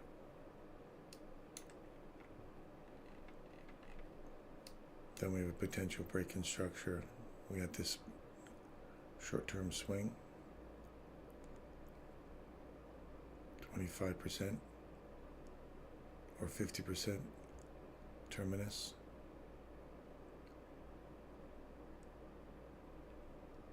Look at the leg here.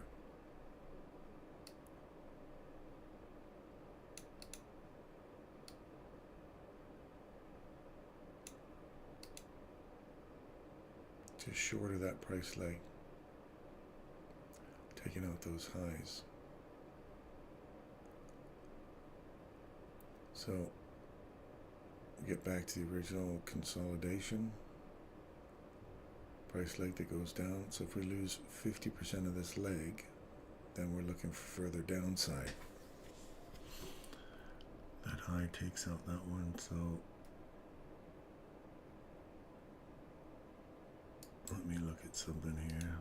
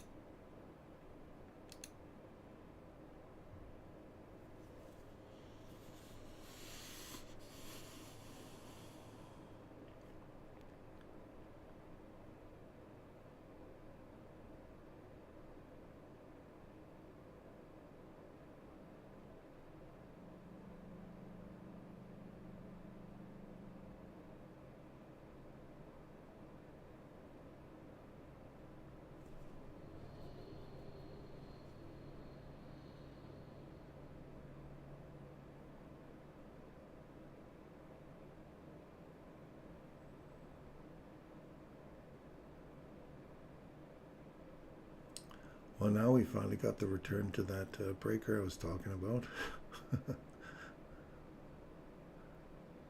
Would have been a huge drawdown just for 10 handles.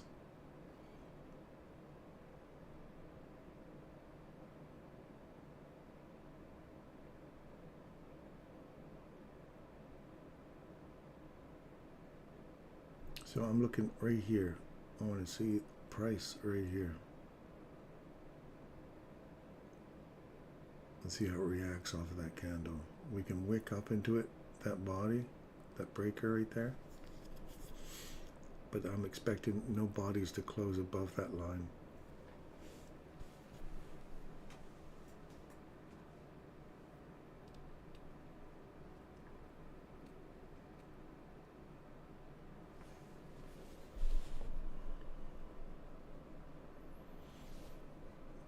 If that breaker holds anywhere from there to there, which would be right in my 50%. So we're just kind of looking for this breaker to hold. If it does, great. We want to get through this inversion now, not just come back and find support at it. Otherwise we're stuck between here and that guy. Potential upside.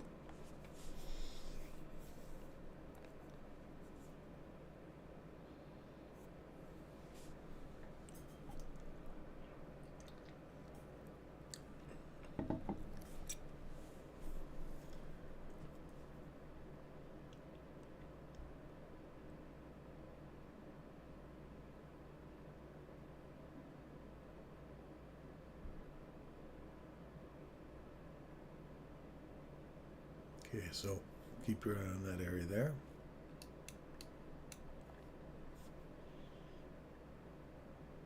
There's a little tiny imbalance there. Sibby.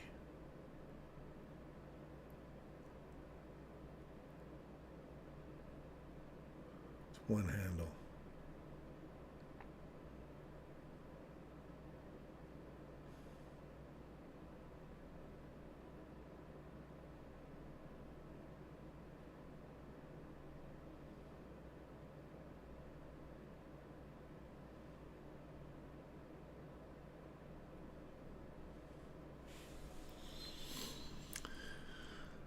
I'm going to try it one more time for something.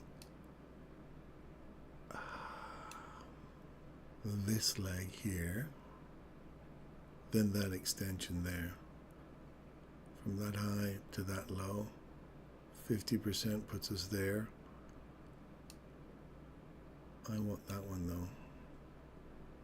That leg that takes out that high before the run down, return to 50% or inside the consolidation.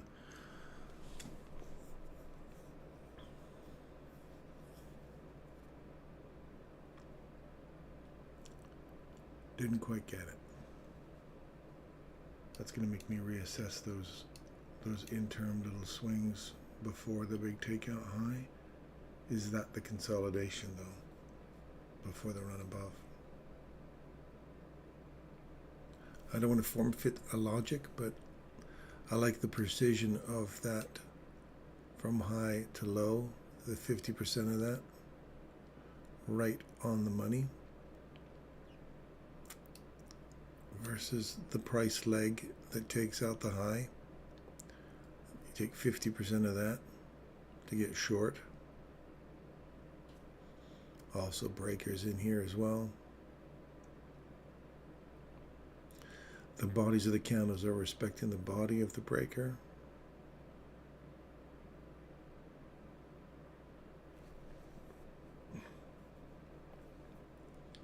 So now we have another little fair value gap here.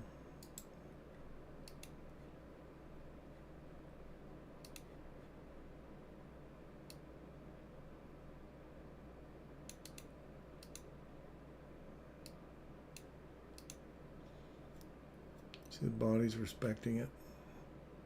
Wick through. Come up, fill. Lots of fills going on there. We have a body that drops down below it. Now we're just looking for support to continue down.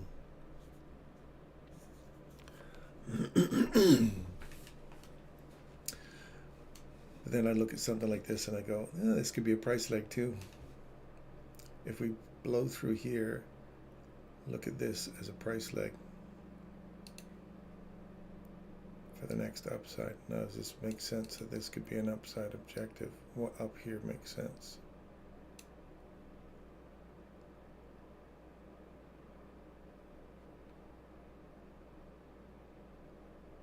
That would just take out that high from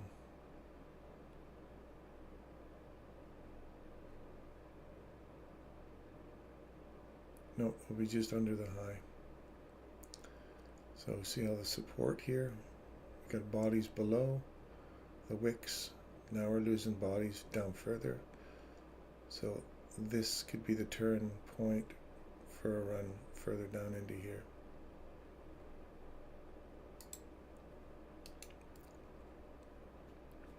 So there's no really upside objective other than that high, and that price leg wouldn't support taking that high out. So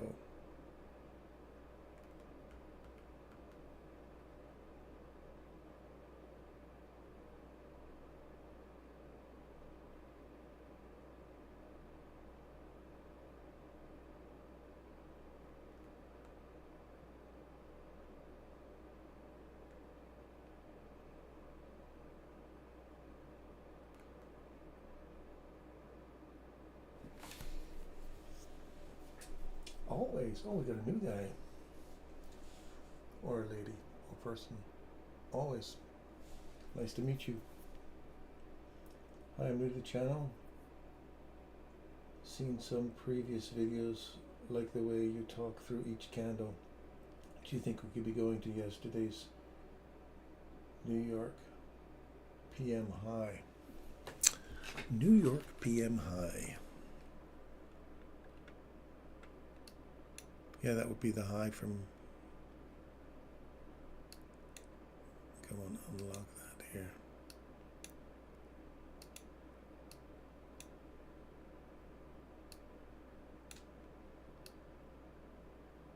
That would take out that high. This price leg's not going to support that right now, always, but I see further downside right here because this price leg did not support taking that high out right now. So we've got this breaker here that's providing support. So we're eating through the mean threshold of this candle. Look at that. Bodies kept going down, came back, tagged it nicely right there one more time. And now we're continuing down. Dang it, I was going to take that trade too right off there. I coulda, shoulda, woulda. Talk is cheap. So was the price of naval lint. Derek, talk to me, buddy. I don't have my buddy Derek talking. I don't have Lauriston either. Where's Lauriston?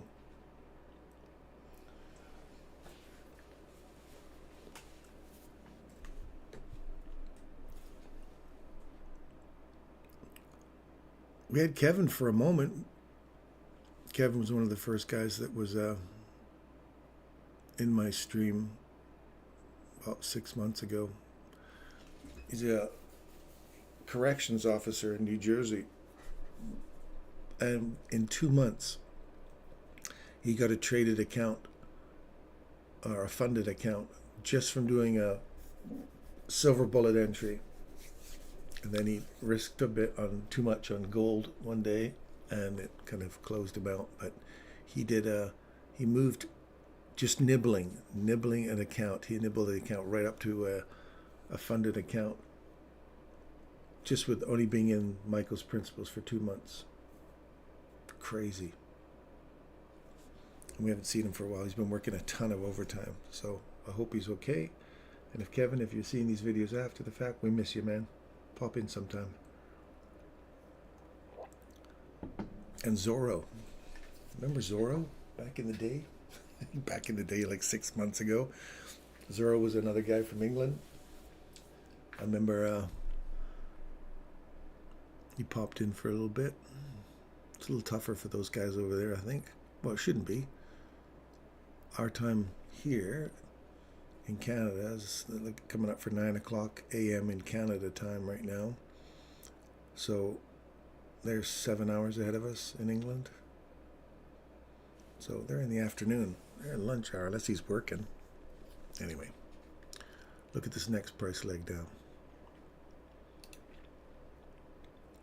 If this is the next run, I like drawing these for some reason. Off that order block there, see if this is the next objective back to here.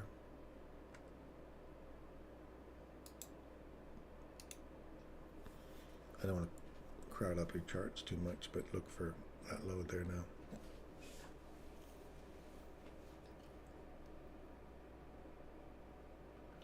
So no, I don't think it's going to take out the PM session high yet, always. We're just looking at inversions right now. These inversions are providing a level of support, so I'm kind of looking right here right now. And then you got this order block down here, which is the breaker. Add those two together, 2-minute breaker, runs above highs. So to me, that's a nice strong breaker because it's the parent breaker of a big run that takes out a whole bunch of highs all the way up. So expect some sort of level of support off of here if we get back into it. And we're in that big range still. So premium discount, we come down into a discount array and we called that right on the freaking, I had my crosshairs sitting right on it as it came down and tagged it. And then we go back up from here to here into another premium array. That's why the fib tool is a beautiful thing. And Tex, if you're watching this, my Greek friend Mathaxas, you're going to see this over and over again. And because he was asking me yesterday, he says, like, how do you know it's going to...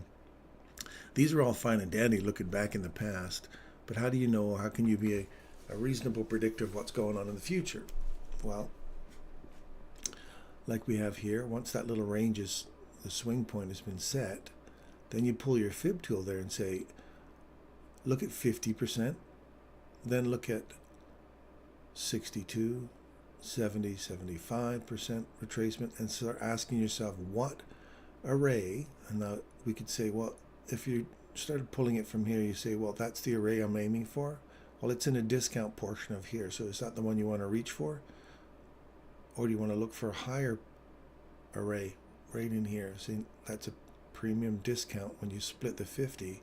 So you look for the array that supports price above the 50%, the premium level above and below, right? So you go from high to low, And you say, well, there's a breaker sitting right up there. There's a little tiny fair value gap up there if you really want to juice your orange, and there's a breaker sitting up there. So you want to go, so you got two breakers, one here, one here. That one to run out the high, this one to run out the low. Run out the low, run out the low. Okay? So look for your arrays that will support price. So if you're aiming for, I want to get 10 handles, because this is super sniping stuff, right? I want to get out here off your close above, creates your swing point, like Michael was mentioning. That now becomes a swing point. And look at your time and price.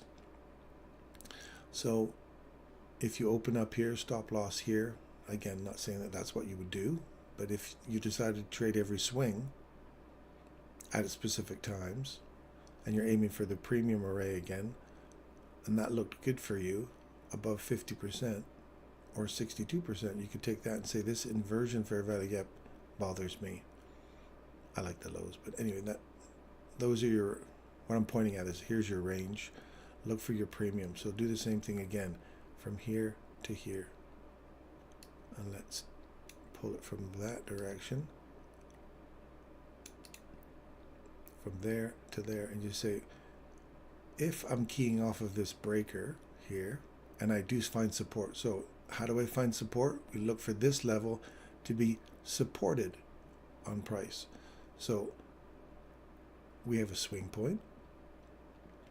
We have a fair value gap that now becomes inversion. We want that to provide a level of support. So if you said, as soon as it comes through there, if I get a body that closes below that, that's my hint to go short. So my stop loss will go right above the high, and the wick through, I'm okay with that. Oh, it's tagged the bottom one more time. If I'm not sure, that's your last opportunity to get short there. And you say, now I want to aim for a discount array inside this little range right here. So there's 70, 75, optimum trade entry, 79%, perfect right there.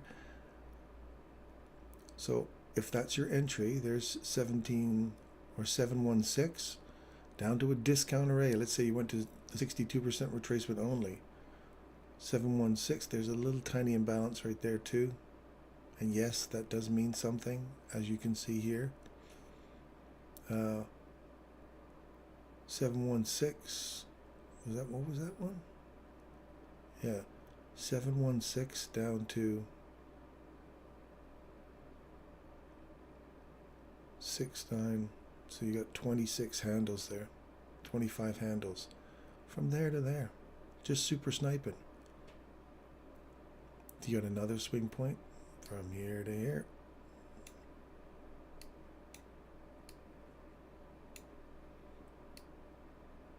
Now you see, when I talk about running out of PD arrays, when they start to compress like this, then you start to say, it starts getting really choppy and messy in here. And you start asking yourself, what's it reaching for? Well, it's reaching for an array in the premium, 70%. What's in the discount?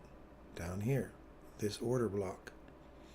So if we stay inside this range without extending further, then, and you see a reaction off of, let's say, that inversion right there, which would come back up and support that order block up top here, that would be a nice good premium level to react off of inside that order block. Even the mean threshold of that candle is in the consequent encroachment of the 1 minute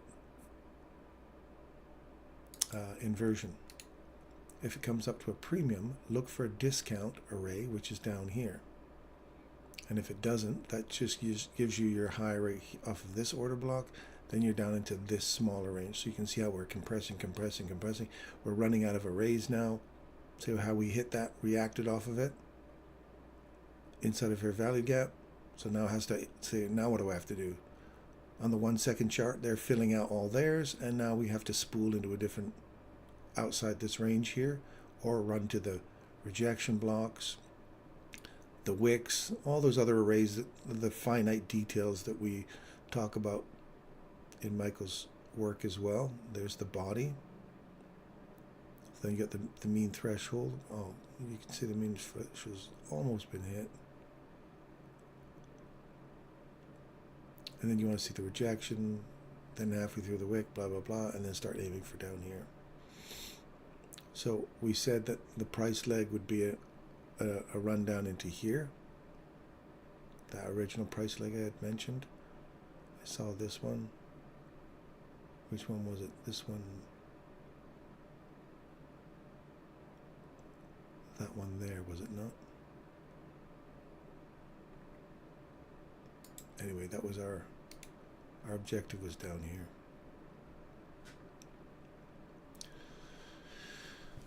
Does that make sense to you guys? Or am I just talking out of my butt? Am I just trying to form fit stuff here?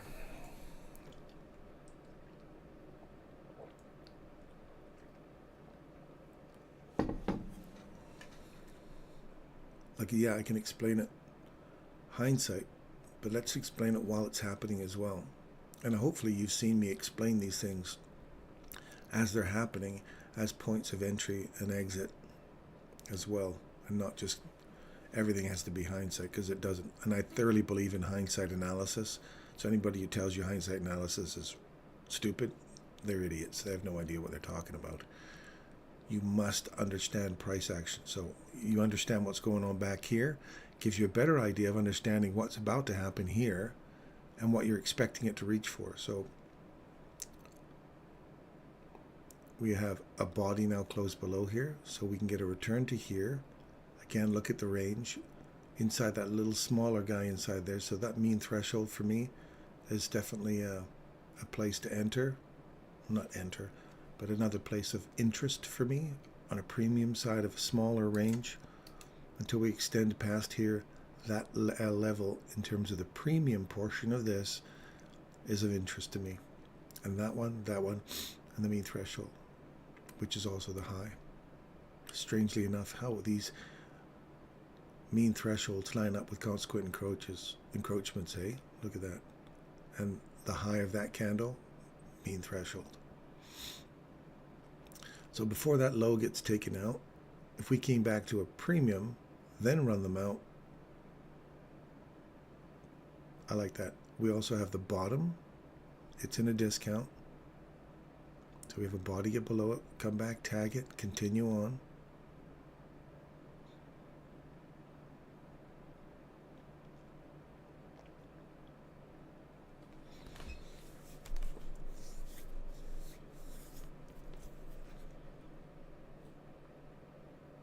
If it doesn't, if it just creates a small little turn here, and what time are we sitting at? 9:03. So the next 4 minutes, we could see a turn point. A nice turn point up here would be nice.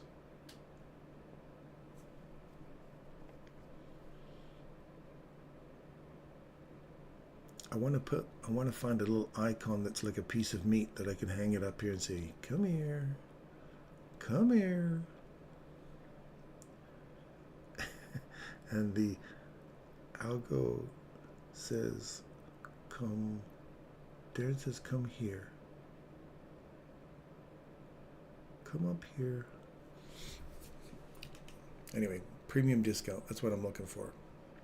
Always look, keep your eyes on premium discount, premium discount. So if you're just coming back to tag this, again, think about the possibility that that could provide a level of support. We could leave this open, and we want to drive back down below these lows. I'd like to see, because we're in a weird kind of consolidation, it would be nice to see it run back up into the mean threshold, or at least the bottom of that fair value gap there, which is now inversion. So this is an inversion one here, and this is just a fair value gap on this side. So if we come back up and tag the edge of that also, and fill it,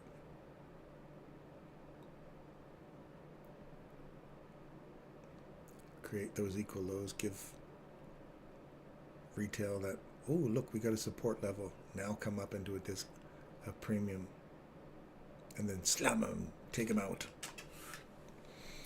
If we lose the mean threshold here, then looking for these guys here, looking for our higher run back into that, because don't forget the overall range we're in is still here. Looking for the smaller ranges, how you're acting and saying, can I get in some quick 10 pip runs or 10 handle runs, those are the super sniping that you may choose to do.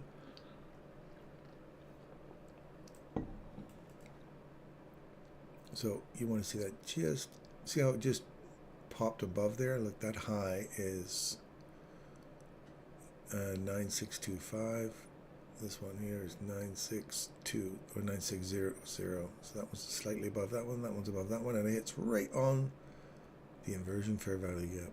Hello, right there. So now we're digging into this fair value gap. We hit the inversion. We hit another inside of another inversion. You can see the detail inside the inversion inside the inversion.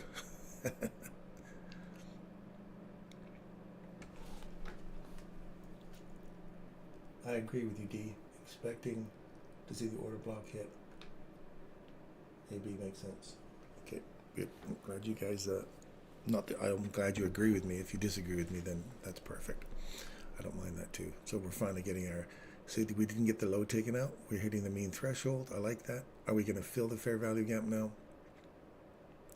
So we did not, we kind of suckered people into thinking, are we getting the inversion? And we're looking at the 7 o'clock candle for the, or the 7 candle for the potential swing point. So I like this point right here. Let her buck all the way up to here. You might as well fill it now that you're here mucking about. We're already through that inversion. Right there. Good. Now that's full. That's filled. That's a potential short right there. But again, you're counting on that being the high and that mean threshold to hold.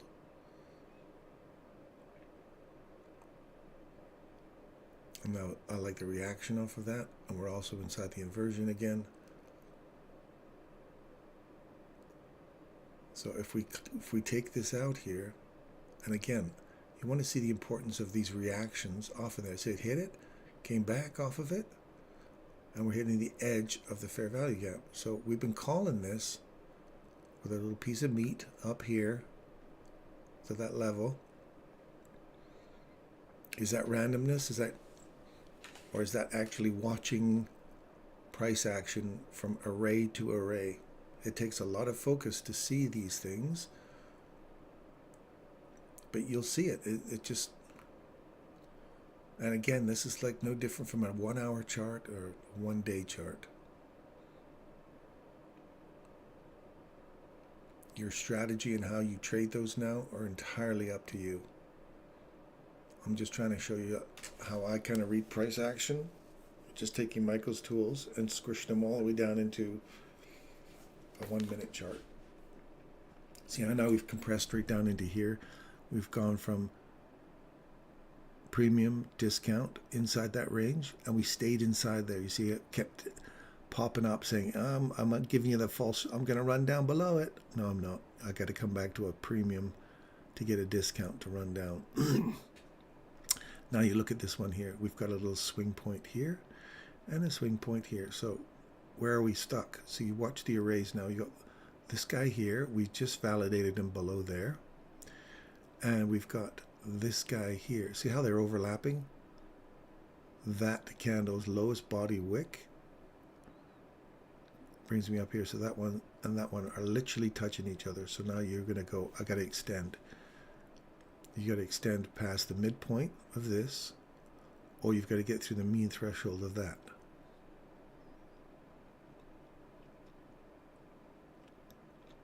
So if you're looking for an entry there, look for 10 handles.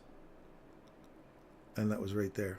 That inversion fair value gap was your 10 handles. If you went from there, got out there, that's 10 handles. 107 or 07 to 95, so that's 12 handles right there from there to there. And again, your 10 handles. So we see how we've come back up, tagged the top.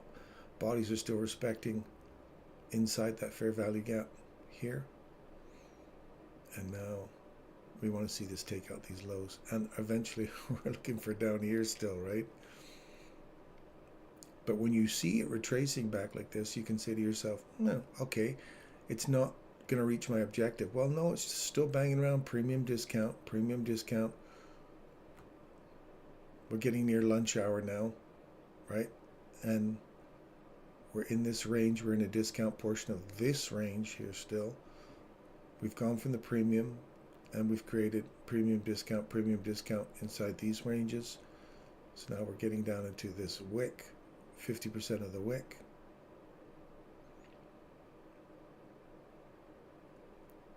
Order block.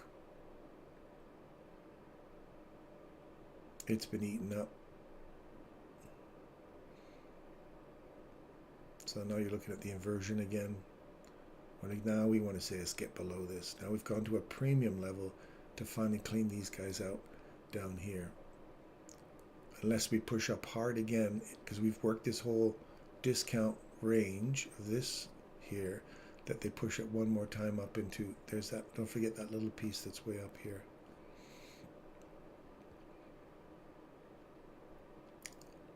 So there's that trend line. That's how you break trend line.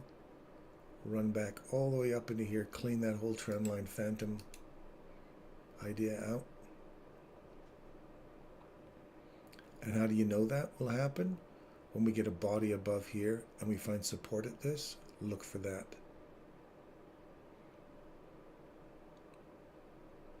Well, you'd have to get through this one first, but you know what I mean, because that's a premium area now. So if we get a body above here, look for this to give way, because now that's a premium array up higher, right? So I told you, when we start getting overlapping arrays like this, we have to extend. We have to say we've run out of arrays. We have to start pushing our range and create a new set of arrays, new data points, or reach for old data points that are above price. I hope that kind of makes sense to you guys. So now we've got a body above. So now my eye goes up here. I want to get through here.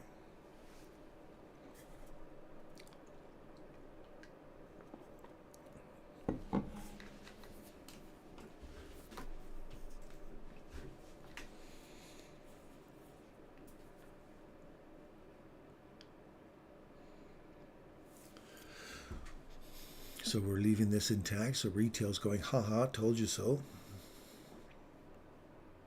But like I said, we've got a lot of work done in here. So do we want to, before we take this lot out, we give retail a belief that we're going long. Come back, collect all the guys that are trailing their stop losses here. The trend line phantom I just talked about, and we're starting to break that trend line phantom now. See that? So we're not quite taking this low out yet. But that was where we were sitting in here going, you got to make a decision where you want to go, up or down. Just because this sits here is juicy for us, you think you're going to reach for it, doesn't seem to say it's going to take it, right? We were looking for this low here in terms of that price leg. If we take that high out, then that price leg no longer exists. So I'd have to go rethink the price leg. Now again, the price leg is not 100% all the time. It really isn't. But that was I look at this, I go, all right, now we're stuck. It's got to make a decision. Well, it's made its decision. It's keeping this bottom intact. And as soon as it breaks that high, I go, okay, now you're tipping your hat. Because you either have to break this high, break this low with a body, and we have to trade back to it, find support at it. Nope, I trade back into it. Mean threshold, great. Now you're going to roll back over, tag it one more time before going there. Nope, ran all the way through it. So now do we come back and tag it one more time and go higher, or are we just pushing for this higher time frame objective up here? We're hitting the mean threshold of that candle now. So in terms of premium discount, that's the upper highest up close candle. Mean threshold is that consequent encroachment of that candle. We mentioned that earlier. So you've got that one now. And which other one am I looking at? We're not looking down here. We're looking from here to here, or here, or this inversion now, because it's in a discount. That inversion is a place to find support at to continue going back up to a premium. That's still in a discount area. because now we're up in the premium of this range. So we've broken out past these now. Now we're extending our range. So you're thinking, what in this new range creates PD arrays for us? For example,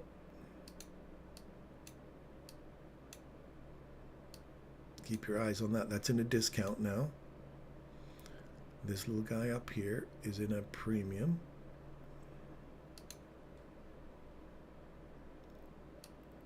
It's really, really tiny. Right there. And we just tagged the edge of it. Now we got a body through this. Do we like that? That's what we're calling for down here. If we get a run up, we want to see it run for that little area right there. So we've tagged the edge of it already.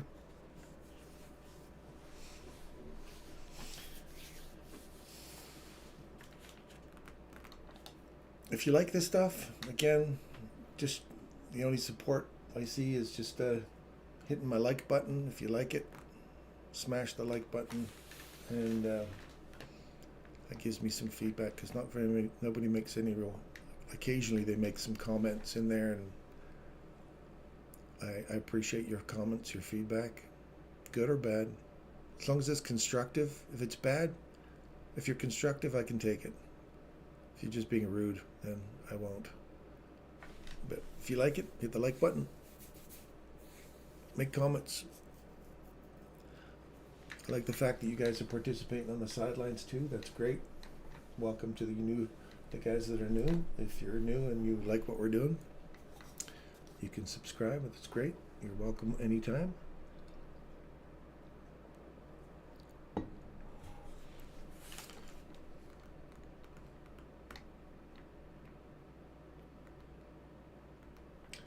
$143, yeah.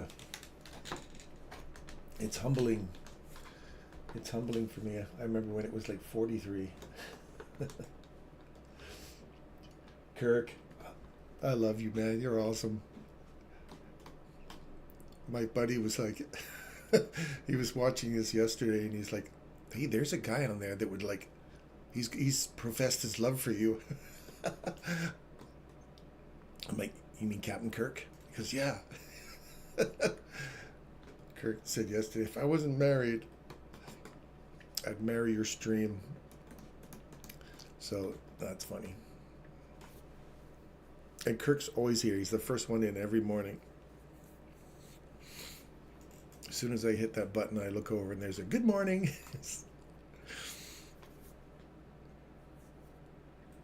It reminds me of this trip we did to Australia, and we went to Tambourine Mountain in Australia.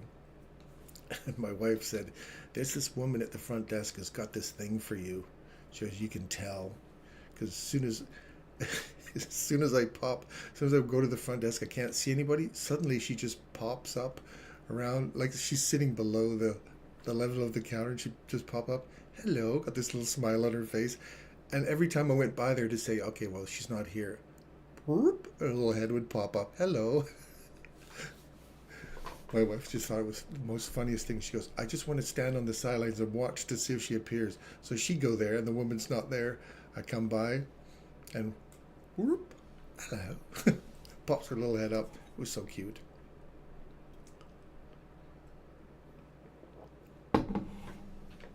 That's a gorgeous place if you guys can ever go. Let's go to Tambourine Mountain in Australia. We did the Gold Coast. I was down there for a Tony Robbins Date with Destiny seminar. And she is a beautiful place, I tell you. We did the Gold Coast up in Brisbane, went to Melbourne.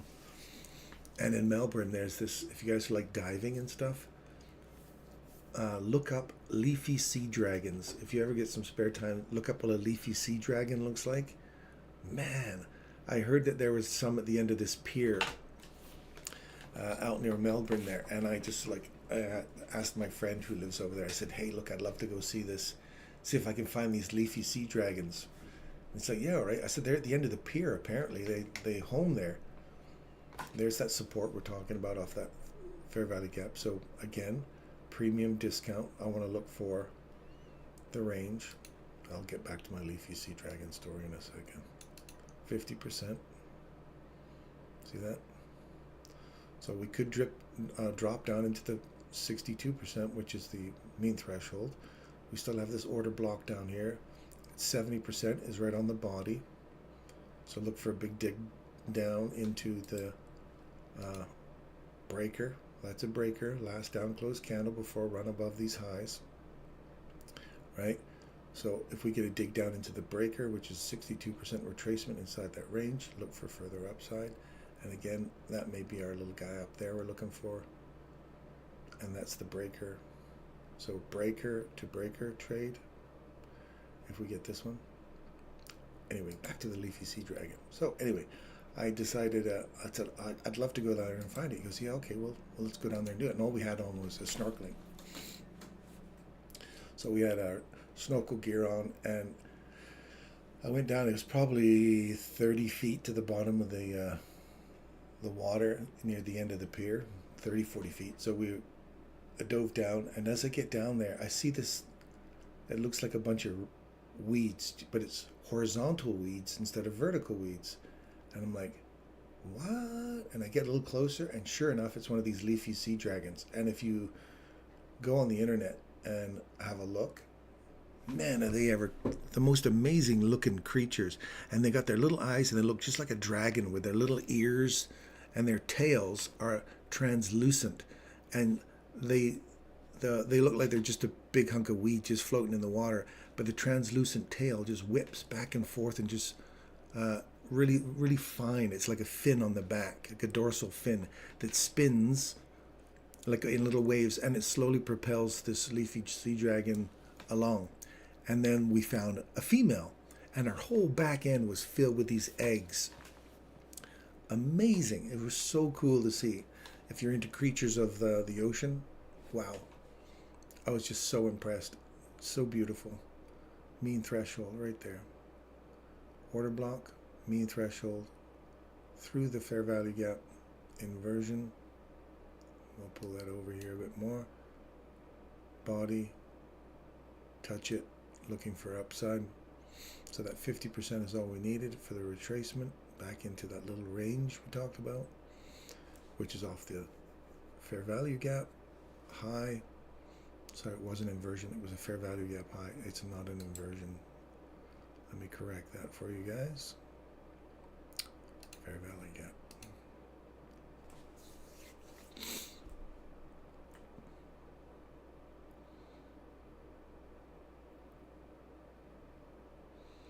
So we're through this guy here. So are we coming back to revisit? We're inside this wick. Again, looking for, we're sitting up in the premium portion of this range, and we want to go, would it be feasible to come down into a discount portion before running for highs? So if you're looking for 10 handles, breakers are a great place to anchor your stop loss off of. If we come back into this 1 minute fair value gap, is that an opportunity to get back up into, again, look at, if we break down here, so kind of when you're looking at your trading and you're watching each candle form, say, well, if this did break down here and the candle closed down there, what candle now becomes the upside breaker if we break that low? Well, it's the largest up close candle on the swing before the low break in the structure. So you're looking at that guy there. So now that could be support off of this, and we could get this as now that we've taken these highs out, this could be the new range heading back down into here.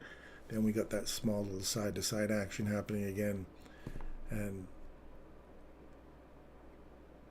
it has to make a decision to go higher or lower.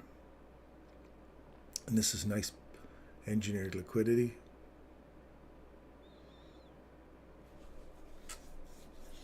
Now we're taking these highs out. Boom, boom. If we take this AM session high out before or around lunchtime, Then I will go back to always his question or her question about that New York session yesterday. Do we run the risk of taking this high out now? This is my linchpin here. If I lose that, then I'm looking for that high.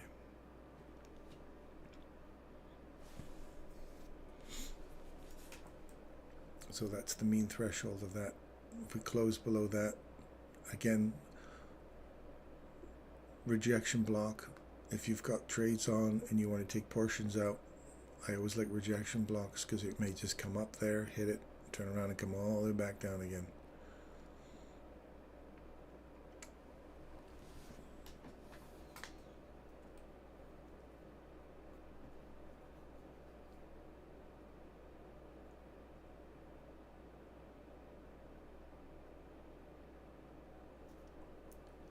Hi Dee. Hey Andreas, how are you doing? Did you take any trades today? Yeah, I took a few trades today. Just tuning in. Yeah, I took some trades today. I lost a couple. I was just more gambling on an idea. But we're calling it pretty close right now. We're in a nice little groove. Kurt, I love that I subbed twice. Ah, bless you, Kurt. Thank you. Laugh my ass off. Wait, did you just slip and say she was a beautiful place? Play that back. She was a bit. I don't know why my mind was sitting on the lady at the front desk, and I was thinking of Australia, and my start instance I was going she, and then I was like, no, it's not she. It's like we're talking about Australia here. It's a beautiful place. My brain was, that's where it was. And Derek, thanks for picking that up. But no, she wasn't a beautiful lady at the front desk, let me tell you. But my mind was still on her, but I was talking about Australia. That's my ADHD. I'm trying to keep it under control. You hear me most of the time. I'll call everything a fair value gap or an inversion, and it's not, and then I have to recorrect it, or I'll just say that's the mean threshold. It's not. I have to correct it because my mind just goes faster than my mouth does. So my mind was on the lady still, but I was talking about Australia. So that's why you heard me say she was a beautiful place. It was a beautiful place. End of the she was part of the lady behind the desk story. So that was a verbal example of my mind splitting between two stories, and you caught it, Derek. Thank you. Amazing. Would love to see them, but don't the males hold the eggs? You know what? You could be right. You could be right. I just assumed, again, I assumed that it was the female that held the eggs, but no, it could be the male. You could be absolutely right. I haven't done any research on them, other than the fact that I'd seen them and wanted to experience them. So good for you always. That may be true. Thanks for pointing that fact out. I'll have to go look that up, but that would make sense. I know a lot of animals in the animal kingdom, the males will actually protect the eggs. I know the male does for penguins and that. I think I saw those sea dragons in an aquarium in Boston, but would love to visit Australia. Bucket list. But I don't want to be eaten by sharks. Oh no, they're fine. That's over in Perth. You gotta worry about that in Perth. I've dove the Great Barrier Reef. We're just reaching into our inversion now, or our fair value gap, right there. See that? See the reaction off of that? That's a beautiful thing. And we were calling that on that little turn right there when they had that confusion that it could run all the way back up to that spot. Hallelujah. Love it. Love it, love it, love it. Yeah, I did. I dove in the Great Barrier Reef. I went out. I flew on a 150 nautical miles on a plane, this little Cessna type thing, a little twin otter, and it was filled with a bunch of divers. We went out, flew out 150 miles, found a boat, stayed on a liveaboard for 5 days on the outer reef. and dove the reef for 5 days coming back. Now we had night dives where you dive with sharks, and it's like pitch black, and we're swimming along there, and I remember seeing these bumphead parrotfish, and they were pissed. You know, there was a whole cluster of them, and we were down below this big ball of coral, and we shined our lights up, and they were pissed, and he just went smash into he smashes his head into the coral, and all this coral breaks, and it's kind of running down. It's like, ooh, sorry, buddy.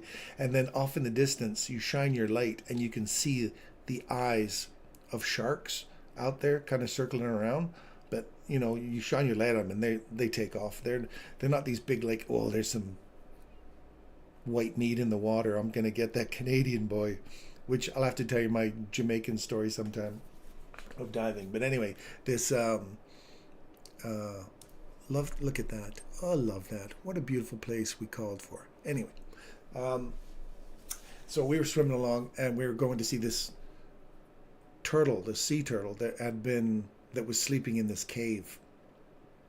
And you look inside the cave, and it looked like, and we were swimming along, and my mind's already like 3 stories ahead here. Anyway, we're swimming along in the dark, so you see these sharks, and you just shine your lights at them, and they scoot away. They're very skittish. They're not like major hunters of people. But what happens is when you're shining your light ahead of you, when you're diving, they tell you this, when you're diving, they'll say, hey, look, you get to play God right now. Be careful about what you shine your light on and how long you shine your light on it, because whatever you shine your light on, you just put a death sentence on it. They said, because outside of your peripheral vision are a whole bunch of predator fish that are just in the dark, and as they're used to divers coming around that area, and when you shine your light on a little fish, you'll see the big fish come shooting in and just snatch them up. So you kind of just you light them up. So every time you want to kill a fish, you point your light at it, and some big predator fish comes in beside you and just takes these things out. And you're like, how many predator fish are in the dark behind me anyway? And are they looking at me, or are they looking at the fish? So you get to see some beautiful, beautiful fish down there. So I try to look real quickly. And anyway, so we kind of swim off in the distance to this cave where we're supposed to look at this turtle. And they said this is one of the biggest turtles they have there. And you think, okay, I've seen some pretty big turtles down in Mexico and Jamaica and places like that. But when we got to this cave and I looked in there, and they said they're pointing at him, and I'm like, and they'd said to us beforehand, do not mess with the guy too much. Like, don't shine your lights on him too long, because if you disrupt him, they have to wake up, and then they will surface to get air, and they'll end up you stress them out. So we're like, okay. We looked into this cave, and it looked like a dinner table sleeping inside this cave. You're like, oh my God, it's a good thing that's not a predator of humans. It was massive. Now, I've seen some big ass turtles in my time, but this was massive. He had to be over 150 years old. Like, he was just monster, or she, could have been a she, was monstrous, like absolutely monstrous. And then some moron decided to keep shining his light on it, woke it up, and sure enough, it took off. But it was huge. So anyway, back to your shark idea. We didn't, and I saw a shark on the floor. It was a white tip shark, like one of those little reef sharks, and he was sleeping on the bottom. And I tried to swim up behind him and grab his fin, because I wanted to say, "Haha, I see you." And he saw me coming. He must have sensed me coming, because he opened his little eyes, or his eyes were open, and he just slithered, gently just kind of swam along the bottom of the water there, just kind of disappeared. But I tell you, Australia's got some beautiful diving. But that barrier reef is just destroyed.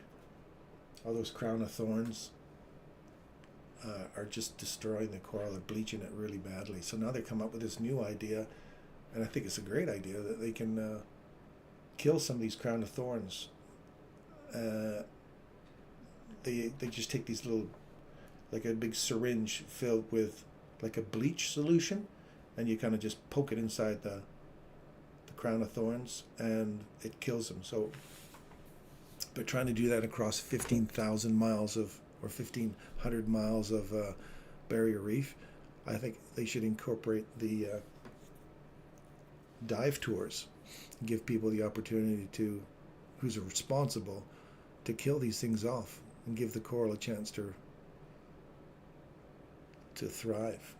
The problem is all those nitrates that are in the nitrogen that's in the soil that's bleaching into the oceans, that's making the crown of thorns just go crazy, and it's killing the reef, and the reef can't, the natural predators can't keep up.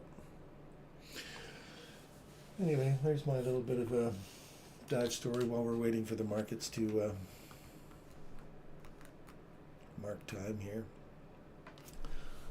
But what a beautiful thing. Look at that, right in there, right into that little guy. We looked at this little guy down here and we hit it perfectly. That little guy up there hit it perfectly. So when Michael, remember when Michael was talking about imbalances in the premium or the discount array, running to a premium array and looking for an imbalance, take your fib tool.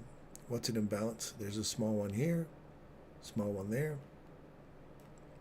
There's also ones here, obviously, but interesting how that one was our objective we talked about down in here. Hit it. Now we want to see, do we lose the mean threshold? That's my thing, because then we go into always question about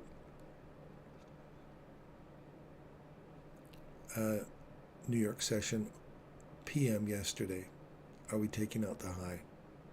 Well, it would be New York lunch, really.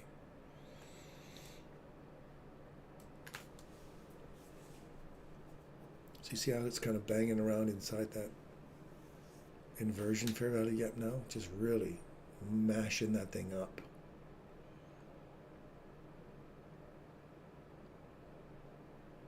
Because you really, it's hard to call that one, because you've got candles that are closing below it, candles that are closing above it, and there's not 10 handles in there to play with that you want to risk being on the right side of.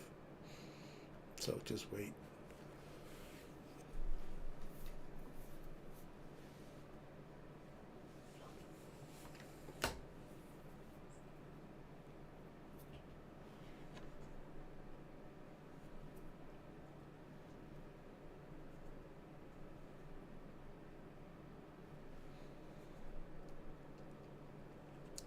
So now does it provide a level of support? And again, keep in mind, this discount array has not been hit yet. And we're building it, we're engineering liquidity here now. Mark-in time, we're getting into the lunch hour, 11:30, people leaving like Michael was mentioning. So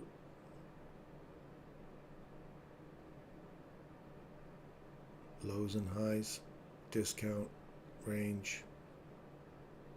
So keep looking at here to here and look at the discount range. What is sitting in there? Well, there's a pool of it there, and there's a breaker right there. These are great. This is a nice little area that has, as we know, in terms of PD arrays, breakers are really strong to provide support. And if we lose that, then that gives us a good indication. We know we're heading for these lows back here and this invariable breaker down here.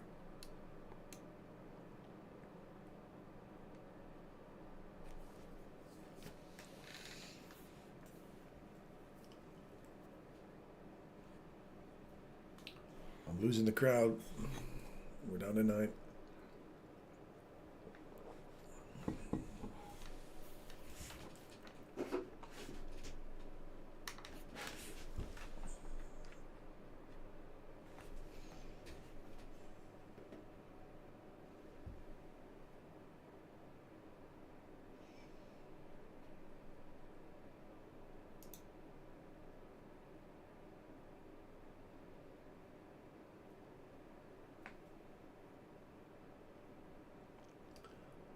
Well, we did grab one. We could maintain or manage to grab one more subscriber today. I love it.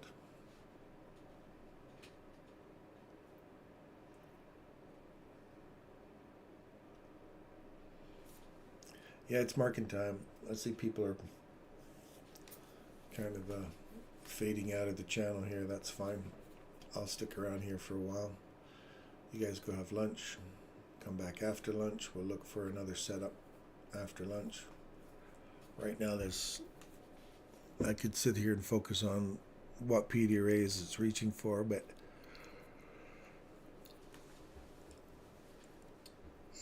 it's not really productive right now. It's just marking time, so we'll wait for a breakout, up or down, make up its mind.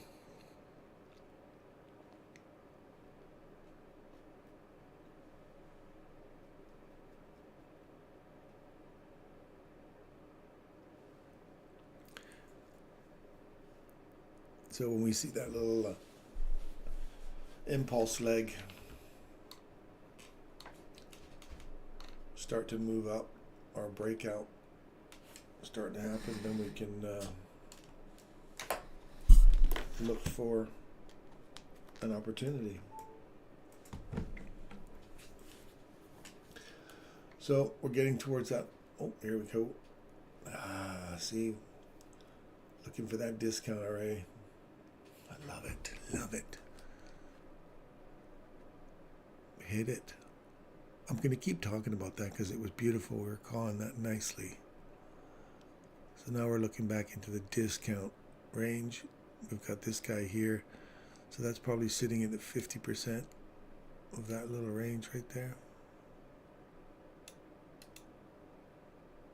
50%'s here. Equal lows. You want to see 50%? 62% brings us into the breaker now. 50% brings us in, but 62 brings us into the body for sure. There we go. Right on the bottom of it.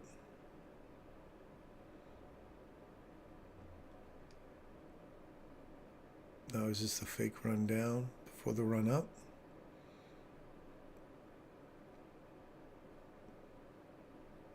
Look for mitigation. Well, it becomes its own swing point, I suppose. So look for these old lows. Do they provide support? Do we get a fair value gap in here? Do we roll over and start coming back down and running for these equal lows here? That breaker providing the overall support. So we're off this breaker. The body, you see that? Wick, body.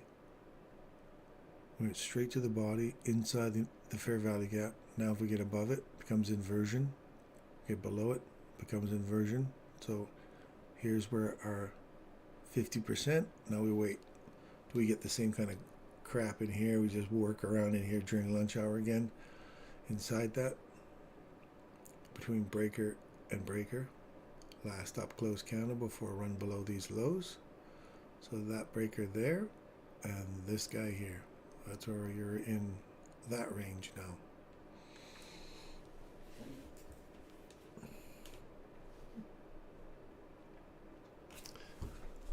So now I'm just playing with something here.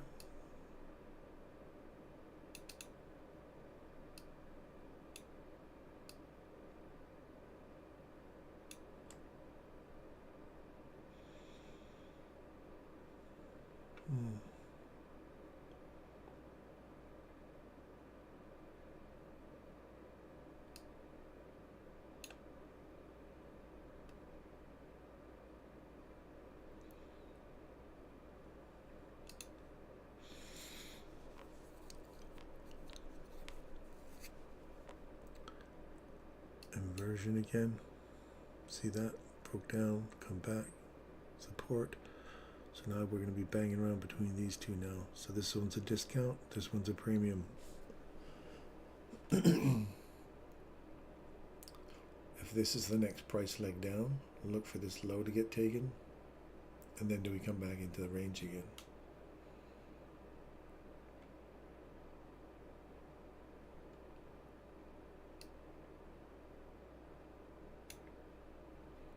Now, this doesn't happen all the time, but that would be a logical place for me to see a price leg down.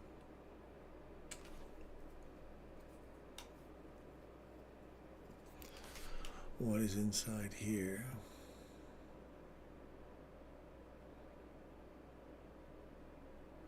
Oh, that's gone.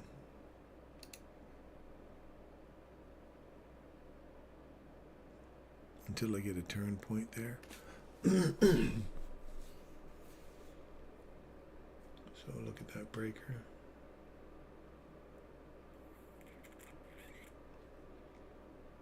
That 1, 2, 3, 4 minute breaker right here.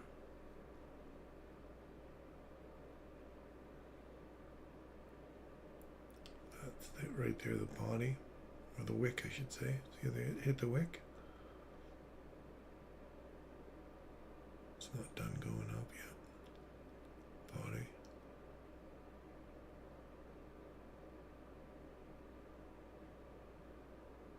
It's going to keep going.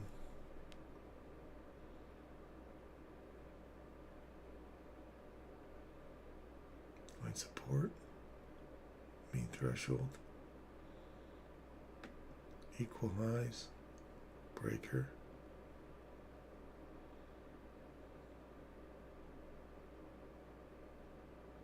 It's not done going up.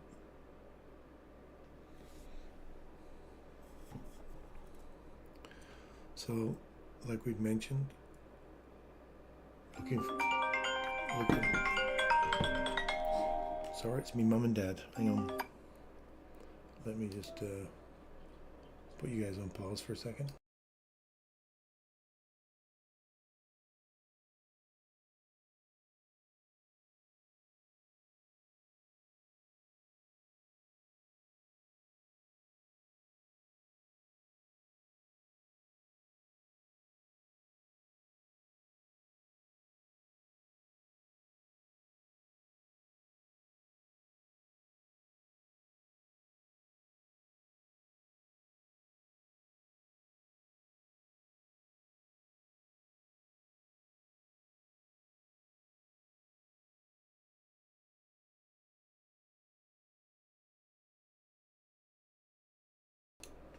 All right. So taking out the highs, look at that mean threshold now. Rejection block. Okay, so we're looking to take these highs. And I think that high is going to go now.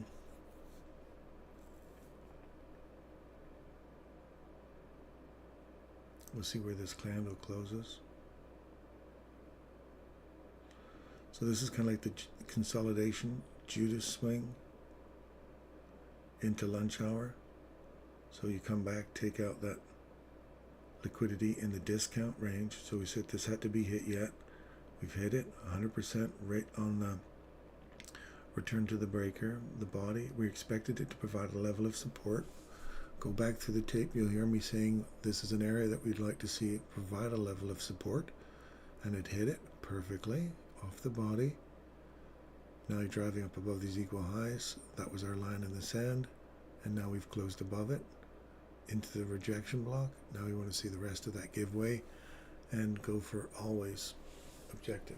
So there you go, always. Oh, Lori, look at you, my buddy.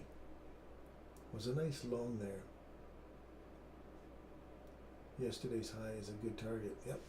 I agree. I agree now.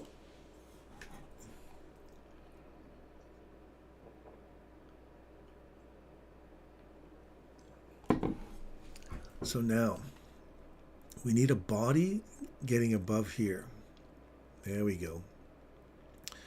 I want to see a body get above here now. This becomes our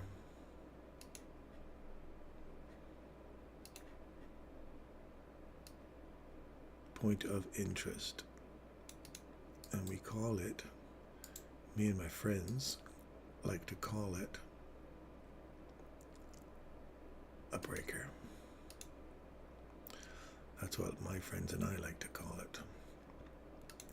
So for us, we want to see a return to old highs, breaker. Oh yeah, baby. We're reaching for that high. Are we going to take the high out now before we get an opportunity to get in on it? Who knows? Who knows? What a beautiful opportunity, hey? in a discount like anybody would have known exactly when to get in there. If you did, oh, I'm so happy for you.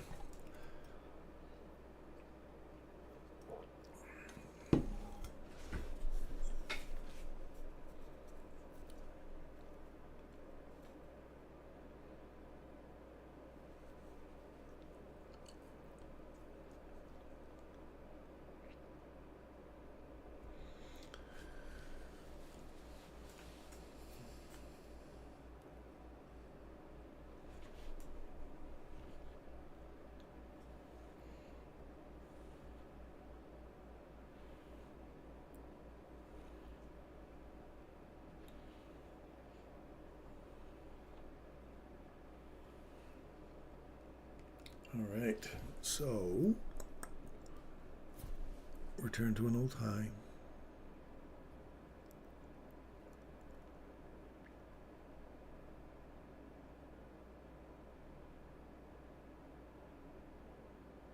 That little inversion now becomes an inversion fair value gap as well, and it also is a place for see how many times we tagged it, went back down to a discount, then finally drove up above it.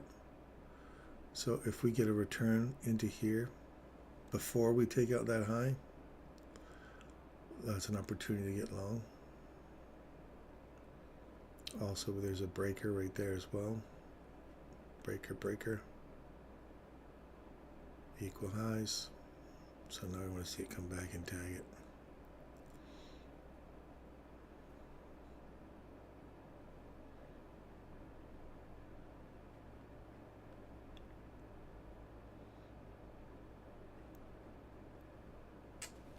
Let us wait and see.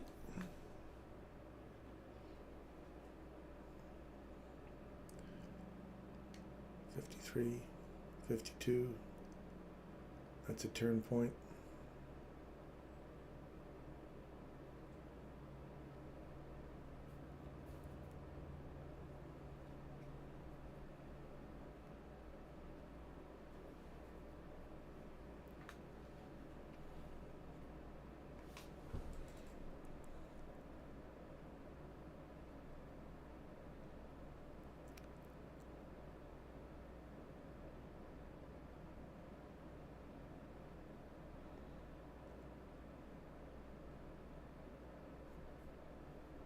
Michael says that every hour has two macros in it, except for the last one, which has 4. But this every hour has a macro that begins at the 50-minute and all the way through to the 10-minute, right? Till 10 minutes afterwards. So there's 50, and it seeks liquidity. So it's finding liquidity here right away. Now, going into lunch hour, I'm expecting to see the lows taken out over here now. Not that high taken out yet. I want to see it get below that breaker. Unless it just comes back, tags it, and then aims for the high. I want to get a discount inside here. It might just come back and tag that high, which is just done now. It's filled the fair value gap.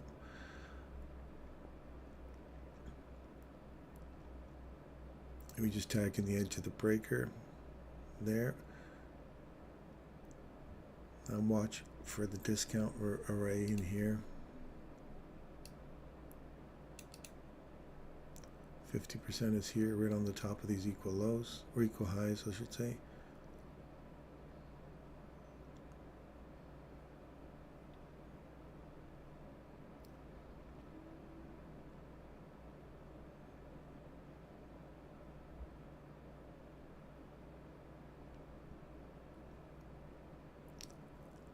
There's the mean threshold of the breaker. Aha. Right to 50% through that. Be careful. This might be a rundown in here. Be careful of your run for a high just yet. Now we're below it. I told you I think it's going to come down a little lower. It's not going to quite take that out. That breaker's the key right now.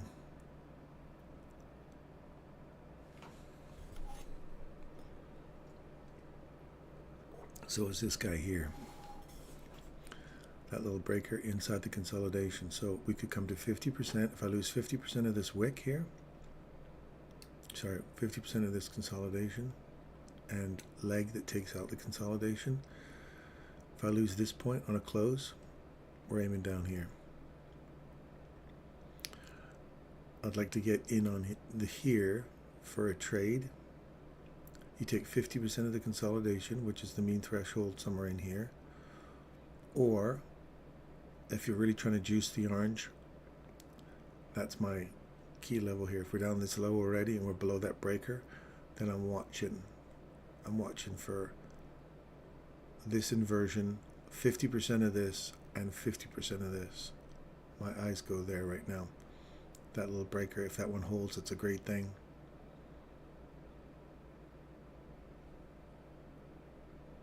You're more than 50% into that range if that's long for you.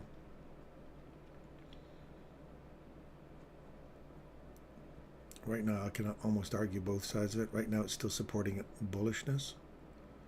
Take out the low, take out the high, return to consolidation, continue to the upside. But I've got a feeling that we're not done taking out liquidity on the downside.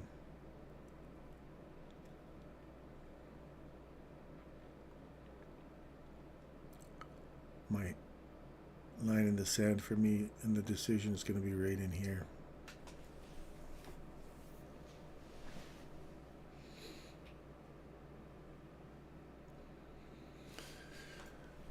And the fact that we broke a body through that, and we broke a body through here, then we can just come back and tag it. We drove straight through it. We drove straight through this one as well. Yeah, we're heading for a discount array for sure, so you're naturally going to see that. But then you ask yourself, we're at the top of the hour here.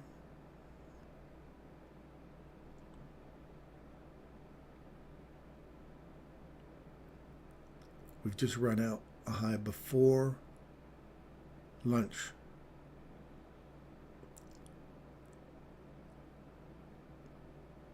The 11 o'clock high and 10 o'clock high was taken out, so to me, I think that we got more run down here.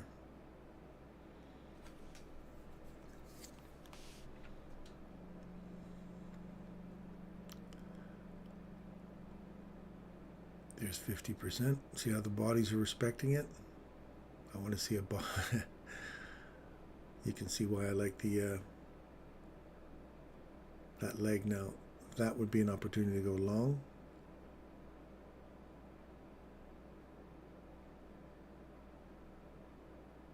Next candle that opens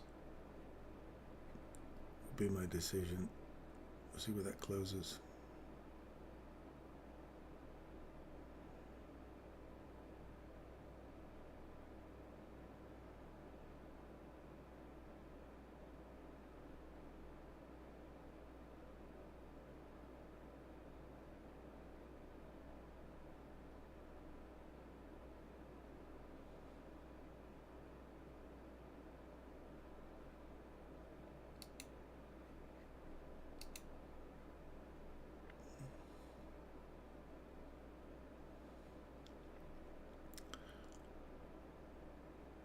The stop loss will go down below here.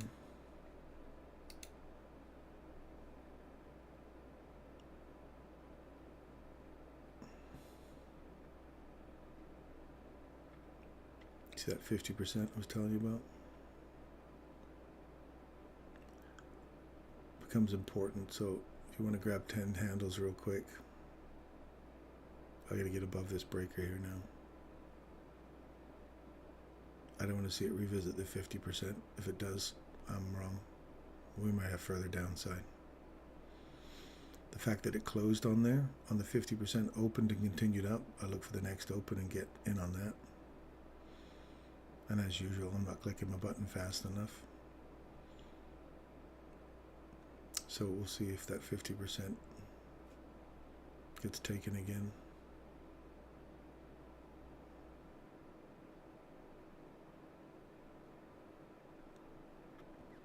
And now I'm aiming for the old high up there.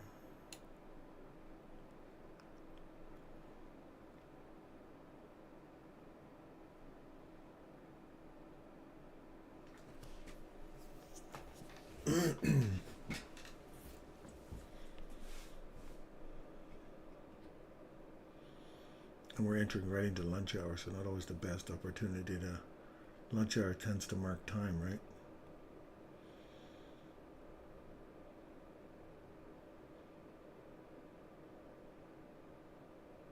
So if this does take out this low before lunch... yeah, I may have entered in at the wrong time. Two should make it low.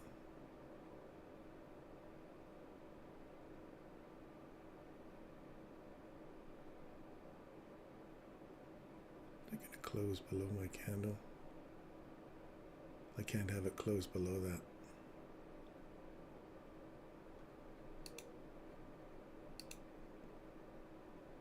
So I'll hover this over here, and if it closes on there,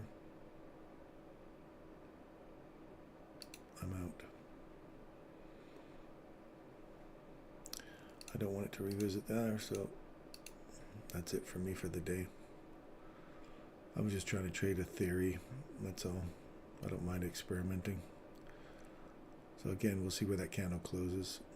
It may just screw with me and close back on there. And the wick did the damage once again, took me out, and then starts going up higher. Look at that, fucker. Literally closed on there again. So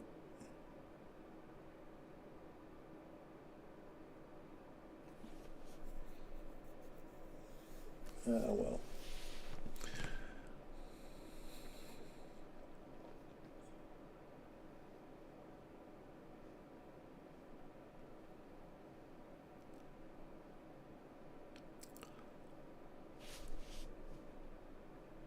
Hard to call it here now. That's the key level for me right there, where that closes. These lows are in range. If we lose that,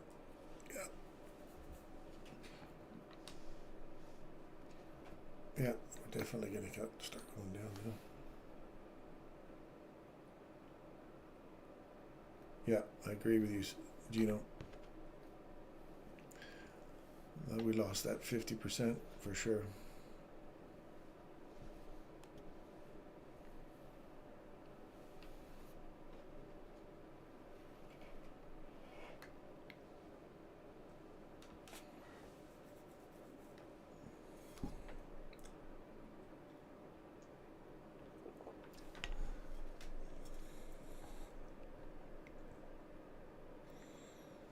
Got sell side here, and these equal lows down here now.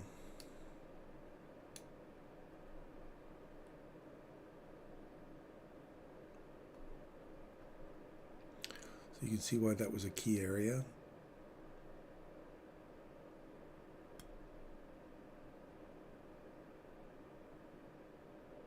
And it's also that inversion of a body trades below that inversion. Happened to line up right with the 50% as well. You want to get out? I was wrong. So it kind of gave me a false idea that I was right. And then came back through. Put you on that, I'm stuck. It's literally on my decision to go or give it up. And as soon as it breaks below it, we're done. You're out. Looking for these lows now. Just because the theory usually is if you break a low, run back up, come back into the highs and leave, or the breaker. The fact that it blew through that breaker so quickly was the sign I go, wait a second, that came through that way too fast. Came back up inside it, used it as reverse support now. And then we're looking at this consolidation, 50% of the consolidation, which was that mean threshold, came back to it. So then you look for 50% of the leg that takes out the consolidation, and that's what we were looking at right there. And that's the line in the sand for up or down for me. Now, whether or not that's logic that you want to support, or it's up to you. I don't care. That's my idea that I use for the 50% of the leg. Now there's the lows taken out. Should have stuck with the original idea. As soon as I saw that, it's like, oh, that doesn't look good. We've taken out that lunch hour high and not New York high yet. Yesterday's PM session.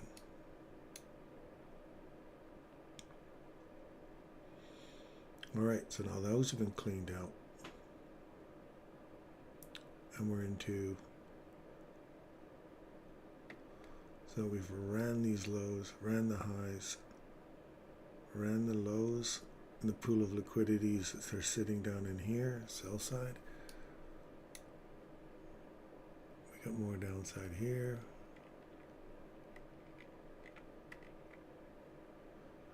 Trend line broken, back to 50% of this. Take that out, down in here. Sorry.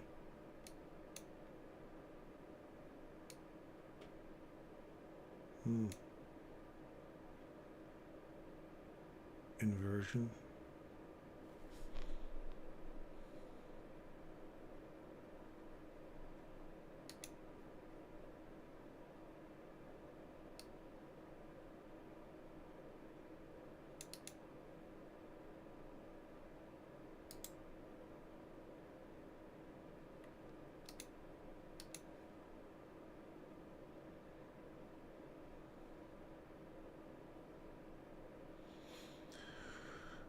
Busy, we had 50% hit, so we're looking for the rest of that.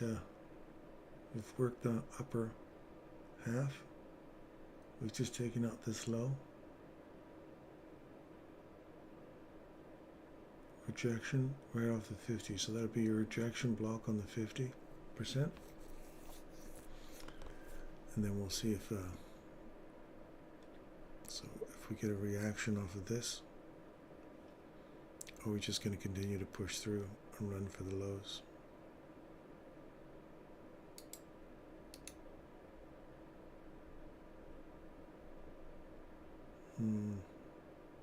Breaker here.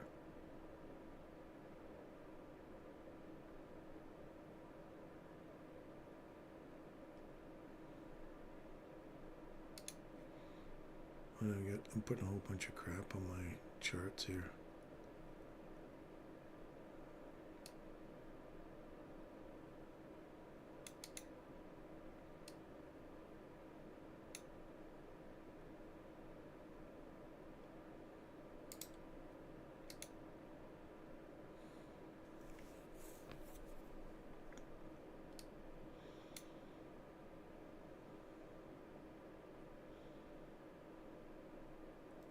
Order block, potential swing point.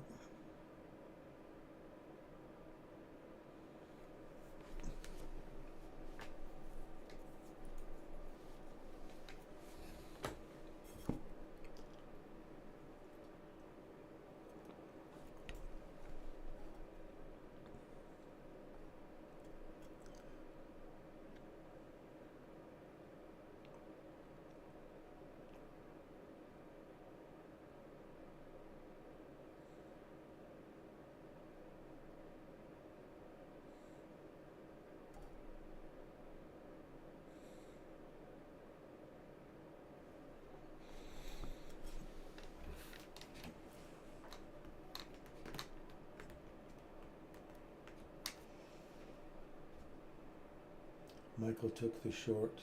He told that in the group. Oh, did he? I'm now looking at there.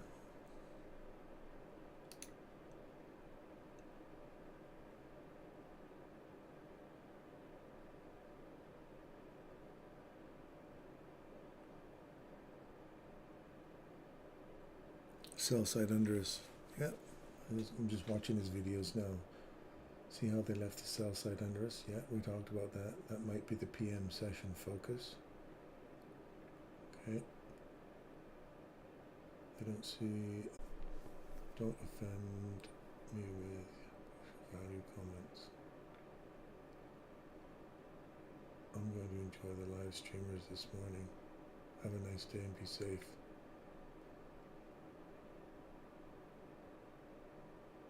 If rejections here, then I won't do sell side if it runs through all the new time highs oncoming.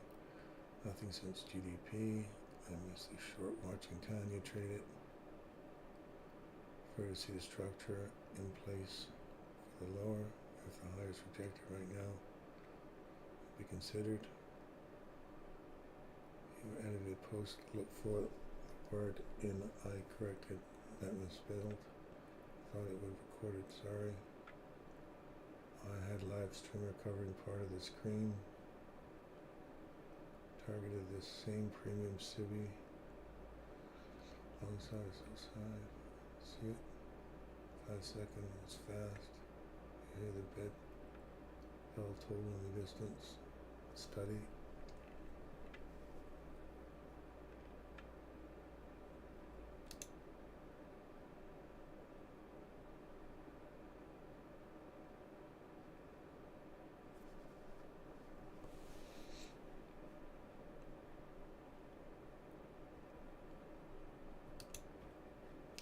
Well, looks like he's all set up for the Robbins Cup now. That's good.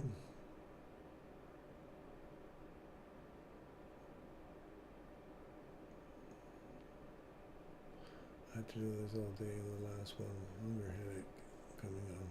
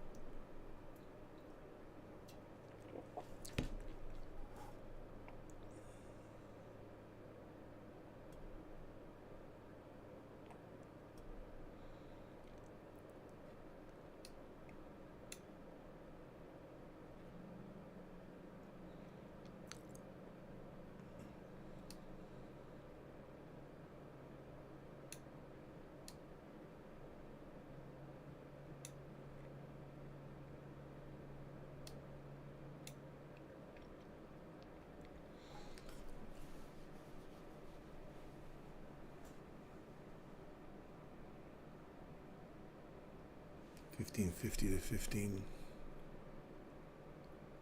Yeah, that was the macro.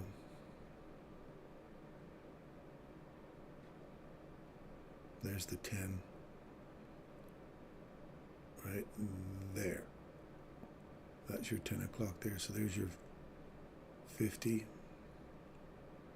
Takes out the highs, the liquidity above, seeks the liquidity, and then there's your macro run down.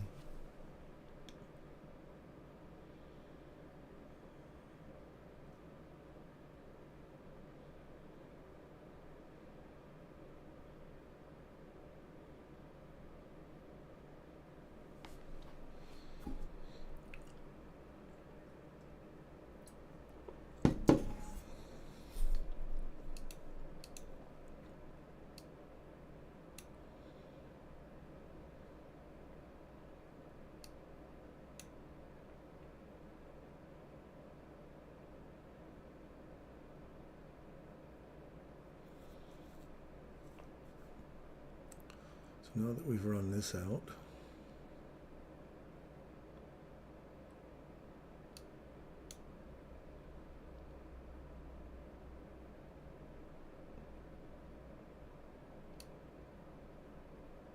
look over here.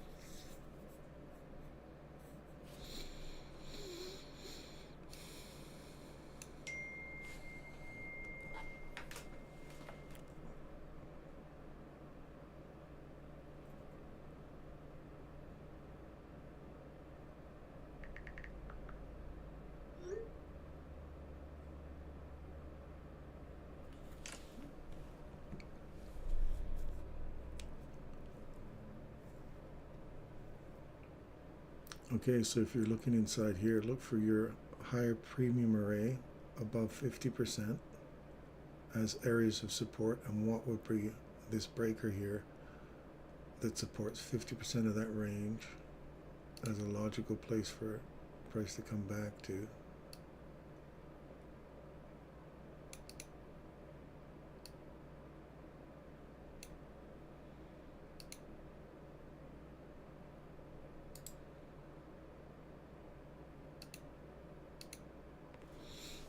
So 62% puts you right inside there, inside this breaker. We've come back to the bottom, pretty close to the bottom of it. That's your 50% of that range.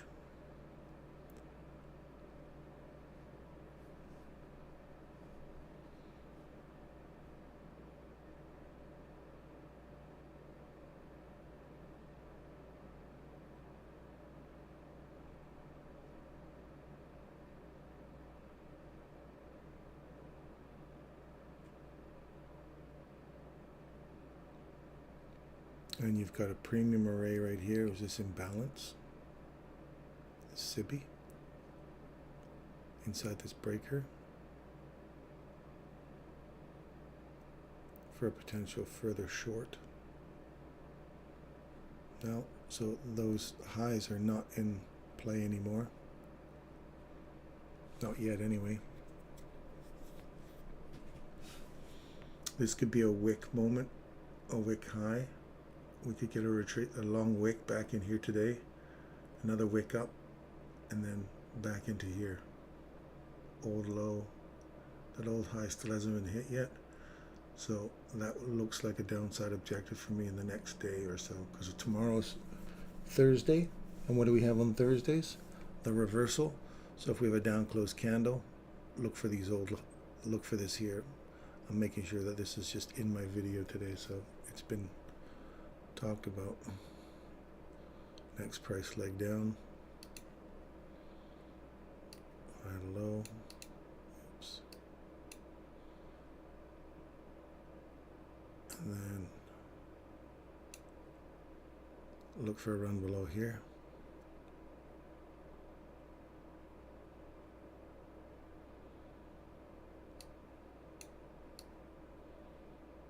That'll take out these lows here. It was created before at the 10 o'clock low. That's where we're gunning for.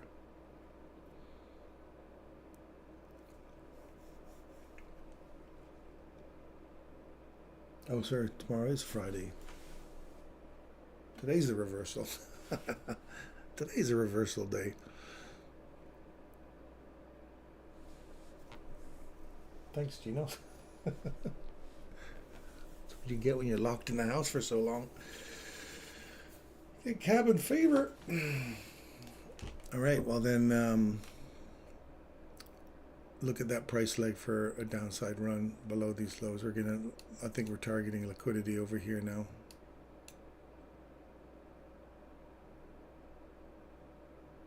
Came back to that breaker. 50% of that range. Continue down.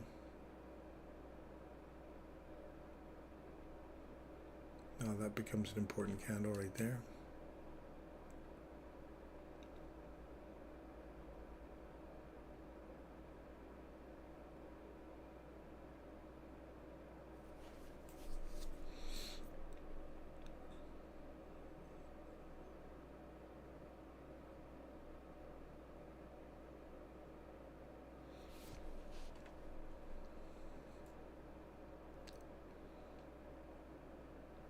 So we get 20 to 30% retracement back into the weekly range. Friday, Thursday, Wednesday, Tuesday, Monday.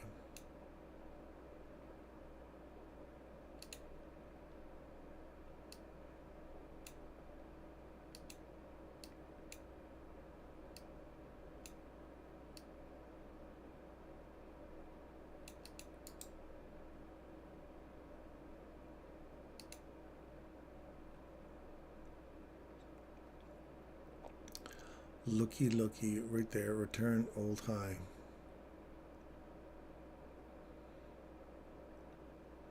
So do we get a pullback all the way into here for the rest of the day? That will be 17,587.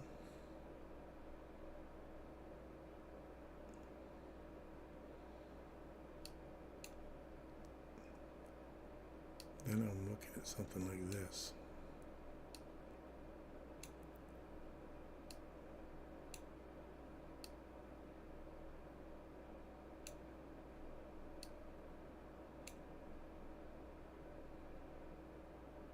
That's 25% of the range right there.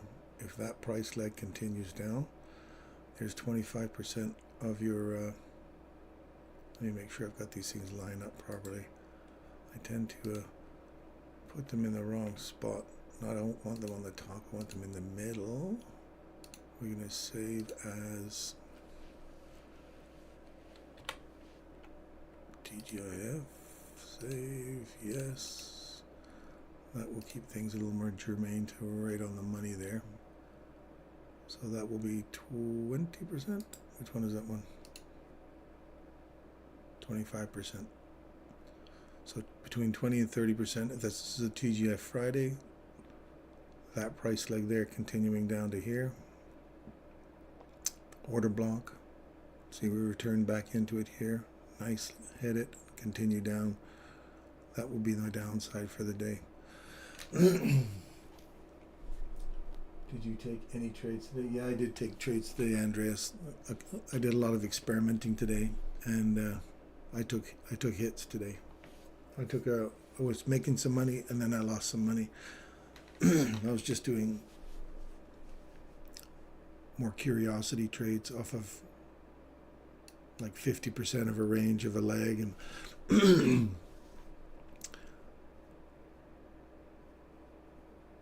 yeah, I was taking some hits, so but I could see where and hopefully you saw where I was drawing the line. Sometimes I'd get out before my stop loss was hit, just because I'm looking for a specific area to get hit, and if it didn't hit it, or it went past it, then I was wrong. So what I have to start doing is saying, well, if I'm wrong, then I'll load in and go in the opposite direction. My psychology, when you journal this, my psychology is, oh, you took a loss, you don't want to take another one. Instead of going, no, trust that it's just feedback. You're not wrong, it's just feedback. You're on the wrong side of it, so now you can get back in sync with the market. You're on the wrong side of the market. That's all it is. And I still battle with that idea that, oh, I was wrong, and you're wrong in front of a bunch of people and all that crap, right? And I have to put that aside and say, no, it gave you feedback. It just says, hey, look, now you can get in sync, because that idea you had wasn't where price was going. You're looking for a higher reversal.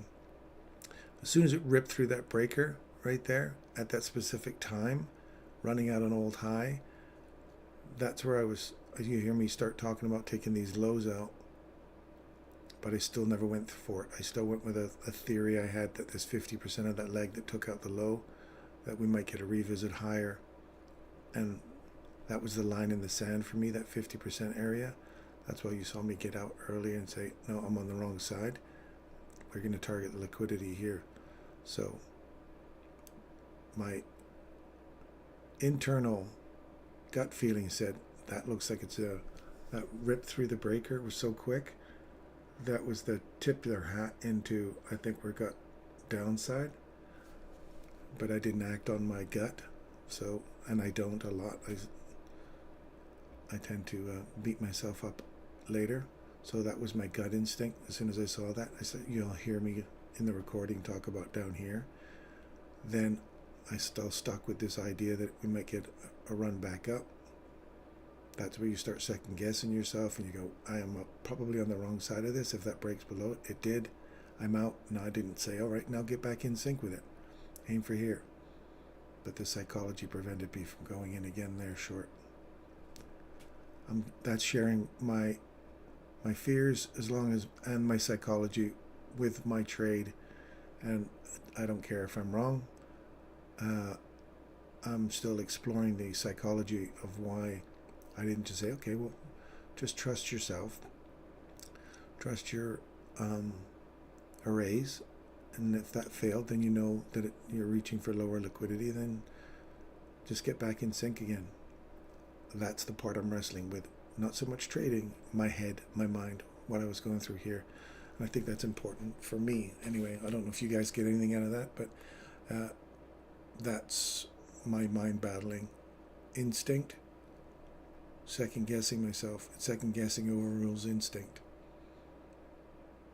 Or I shouldn't say instinct, but gut feeling. Self-doubt, criticism, blah, blah, blah. Negative mindset. What you guys might think. All those things that are irrelevant to what does the price action tell you. Binary did not happen here. This was all psychological. Anyway. So hopefully you get a little piece of understanding what it was.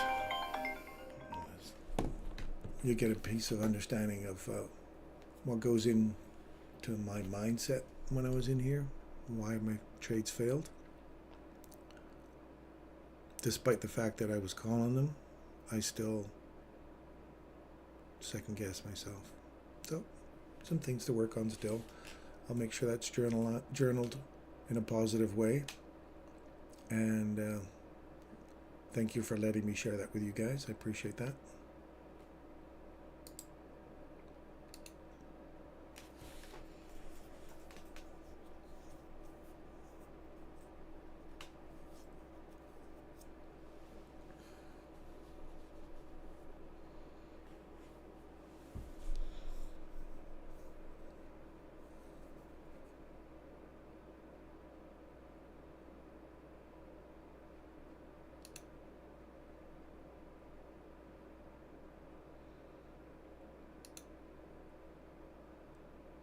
Oh, my man, Mo. Good job, buddy.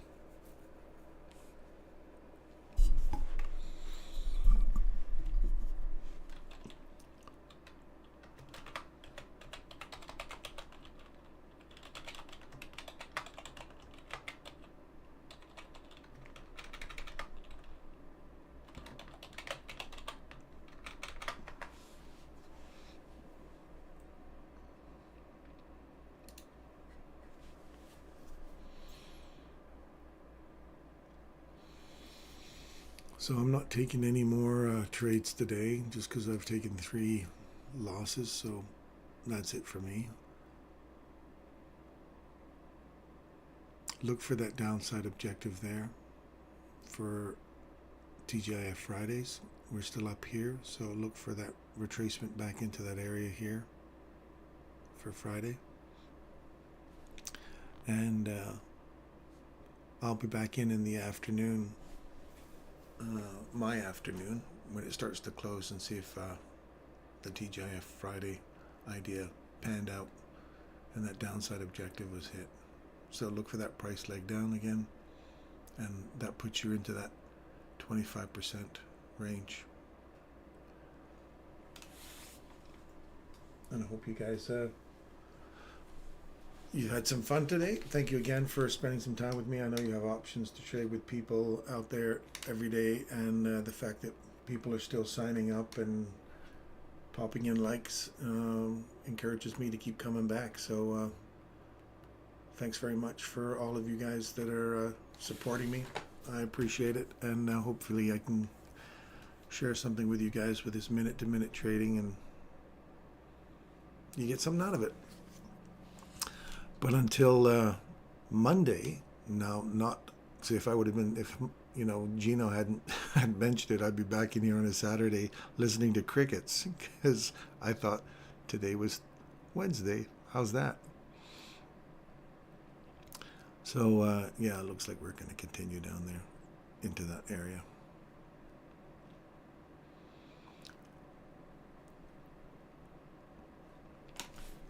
So anyway, thanks very much, you guys, and I'm heading out of here. So enjoy the rest of the run down this morning, and I'll talk to you guys on Monday. Thanks again for everything. Be safe out there. Take care of each other. Love each other out there, and give each other some support. Oh, look at this. It's just going to finish off before I go.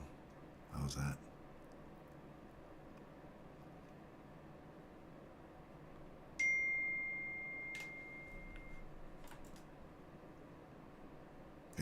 You got the idea. We're heading for the TGIF Friday retracement. We're not going to take the high out. So have a great weekend, you guys. Love you, love you, love you. Thank you so much for everything. I'm much gratitude towards you all. And I'll see you guys on Monday.